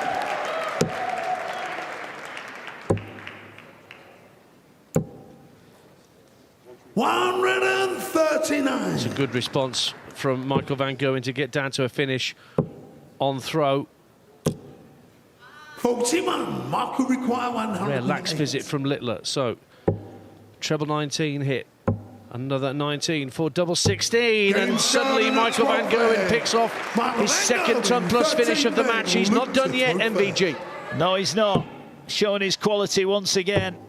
The 4th ton plus out of the match. 74. Right, is he going to win it in the best possible fashion? This would be some story, wouldn't it? 96. From a young man who's writing tales that many wouldn't believe. He's looking at perfection, but he can't get the 5th dart in. 130. 37.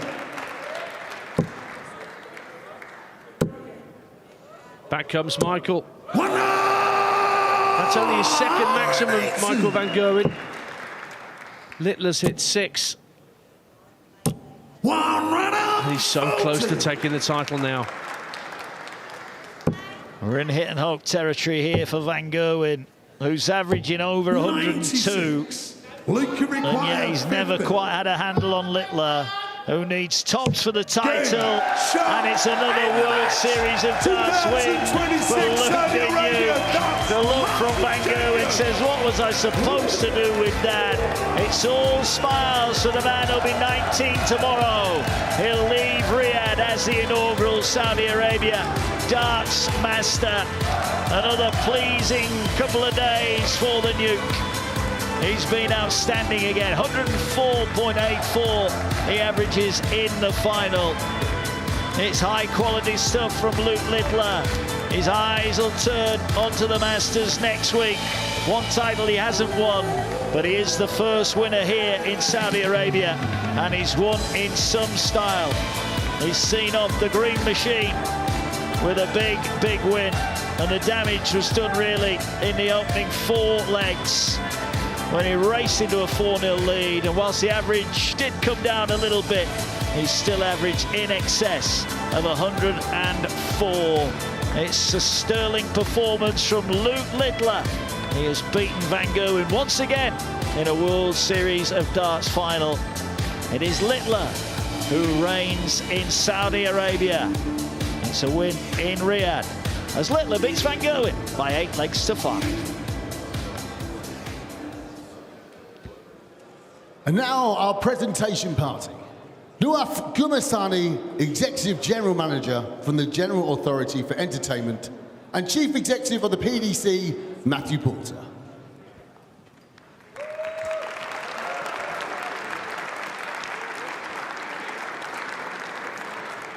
And now your runner-up. It's mighty Michael van Gerwen.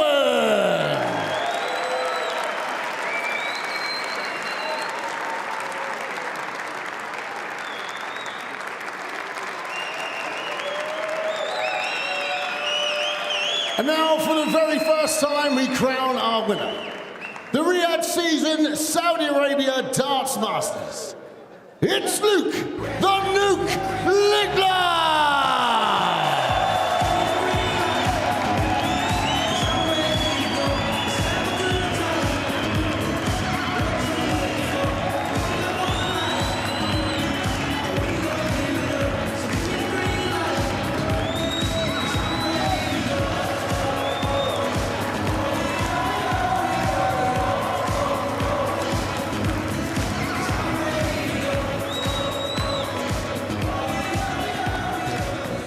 Right, let me get over to you two. Luke, I'm going to start with you first. Massive congratulations. What a lovely trophy that is as well. I've got to say, January's been a pretty solid month for you, hasn't it? Picking up your back-to-back world title and then topping it off here at the Saudi Arabia Darts Masters. No such thing as January blues in Luke Littler's world. Yeah, obviously it didn't work out last week in Bahrain, but I'm really glad to come over to Saudi Arabia for the first time and be the first winner. Yeah, and in this final as well, you came out all guns blazing, then Michael started to make the comeback. What was playing through your mind at that moment? Because it felt like you were a little bit unfazed getting back into it. Yeah, I mean, I wish I stayed on stage, I wish there weren't a break, but obviously Michael got into it, but then I started to find my form again before the break. But yeah, just really glad to win. Yeah, I can tell. Look, you've inspired a generation of young darts players all around the world. We know that. But how does it feel and how proud are you to have inspired a new audience of darts here in Saudi Arabia too? Yeah, I think obviously us players coming over here, we didn't know what to expect, but brilliant turnout last night and tonight, so thank you to you guys. Okay, Michael, 2 finals in 5 days. Look, you lifted the title and the trophy in Bahrain. It wasn't to be your night tonight here in Saudi Arabia, but Luke was unstoppable tonight, wasn't he? I think he played absolutely incredible. Of course, I tried to give him anything. The 4-0 down at the beginning of the game didn't really help me, but after that I was trying to manage and find my own game and my own pace as well. And fair play to him. I think he had a fantastic tournament, but yeah, I'm still there, you know what I mean? I never give up, I always keep fighting, and I think for the first time here I can't really complain. You are still there, we know that. When you are 4-0 down in the final, what's going through your mind? What helps you get back into it? Just try to keep and push him as much as possible. You know, when you play Luke, you have to perform your A game, and anything else is not enough. But yeah, it is what it is. Sometimes you have to take losers on your chin and you have to move on. Look, also for you, you've also played a huge part in writing a new chapter for darts in this country, in this kingdom. So, you know, it's plenty of positives to take from the week. 100%, but it's not only positive. I think it's a positive for sports globally, and of course for the sport of darts, it's massive. But yeah, I hope to come back here next year, and I hope I can win the title then. That's my goal. Yeah, we'd love to see it. And back over to you, Luke. What a birthday present this is for you, because I believe it is your 19th birthday tomorrow. What a way to celebrate. Yeah, very happy to win. Obviously, we celebrate my birthday tomorrow, but going to go over to Dubai with the family and girlfriend and, yeah, have 3 days off. Lovely stuff. 3 days off to celebrate your birthday. Look, it is all about the final tonight, but we've got to just touch on the quarterfinals there. Close to a 9-darter. What was going through your mind in that moment, knowing that there could have been a massive financial incentive on the line? Yeah, obviously it's on everyone's minds. All the players, they know what's up for grabs. So obviously if you get the first treble and you miss it, you are gutted. But hopefully we can come back next year and someone can hit a 9-darter. Well, ladies and gentlemen, let's give it up to our champion in Luke Littler and our runner-up in Michael van Gerwen.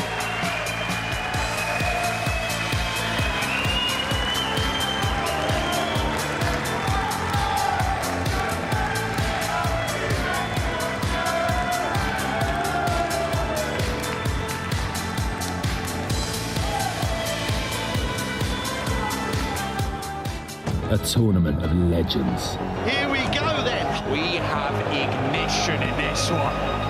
The standard, never higher. Big dart, big moments. The challenge, about to begin. Yes, there it is. The biggest names. That is absolutely fantastic. The biggest moments. Quality stuff indeed.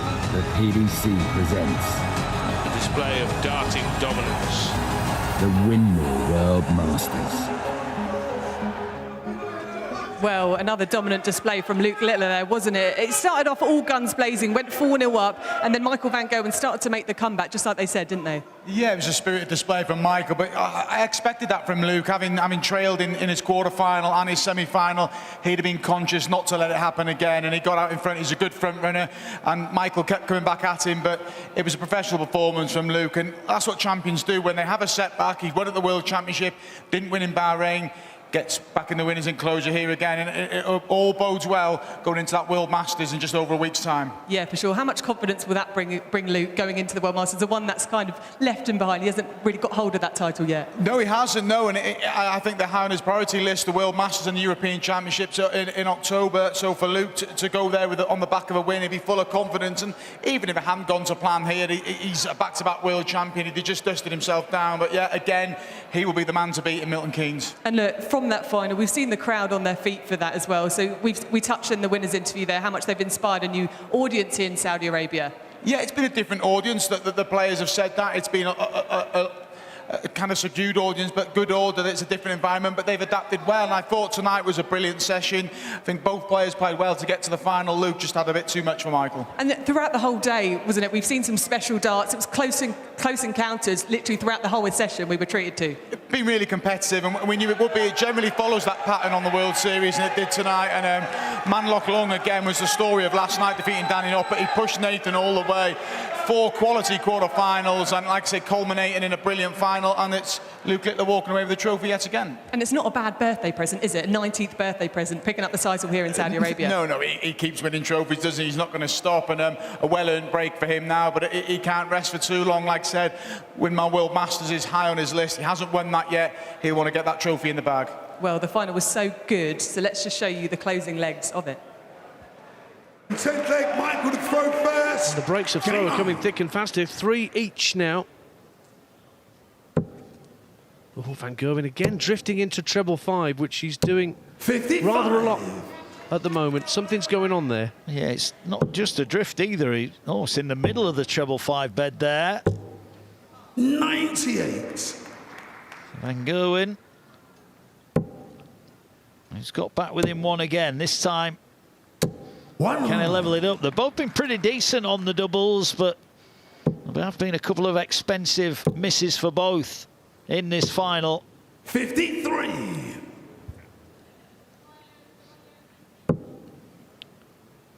Nip and tuck after 6 starts apiece. 58. Gerwen misses out on a treble.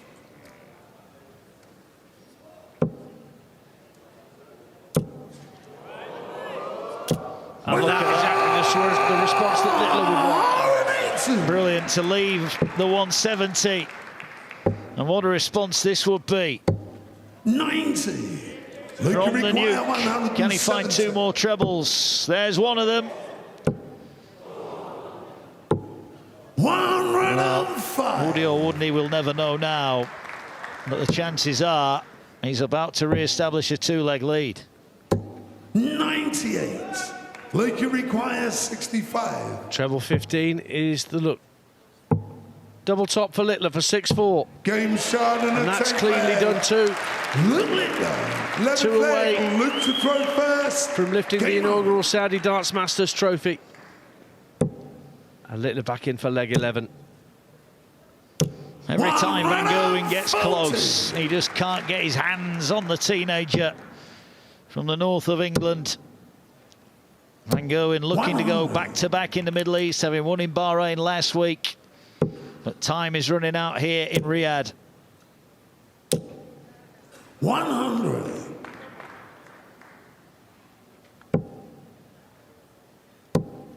And as we've said before, those long points on Littler's darts just make it look like there's even more room to fit 180s in that red bit.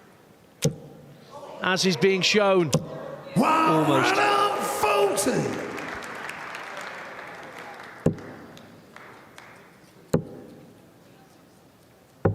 $78. Littler won the opening 4 legs of the match. He's looking now for 1-2-1. Went for the treble 7. Couldn't find it. Lays it up. Van Gerwen can't go out on 183. And Littler closing in on yet another PDC title. 83. Leung required 40. 2 10s. We know the outcome when he goes there. And the outcome is inevitable. He's 1 away, and Van Gerwen needs perfection here if he's going to stay in and win this final. 34. There's just no stopping him. 135. Just drifts into the same treble that Michael's been hitting all too often. Oh, and an unlucky bounce out. 120. 120 floor for Michael. Yeah, still a decent visit though. He's going to try and make Littler wait as long as he can. However, Littler has got other ideas. Another maximum for the nuke.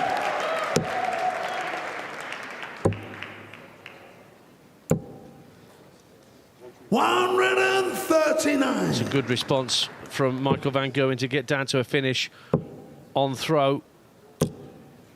41. Mark will require 100. Rare lax visit from Littler. So treble 19 hit.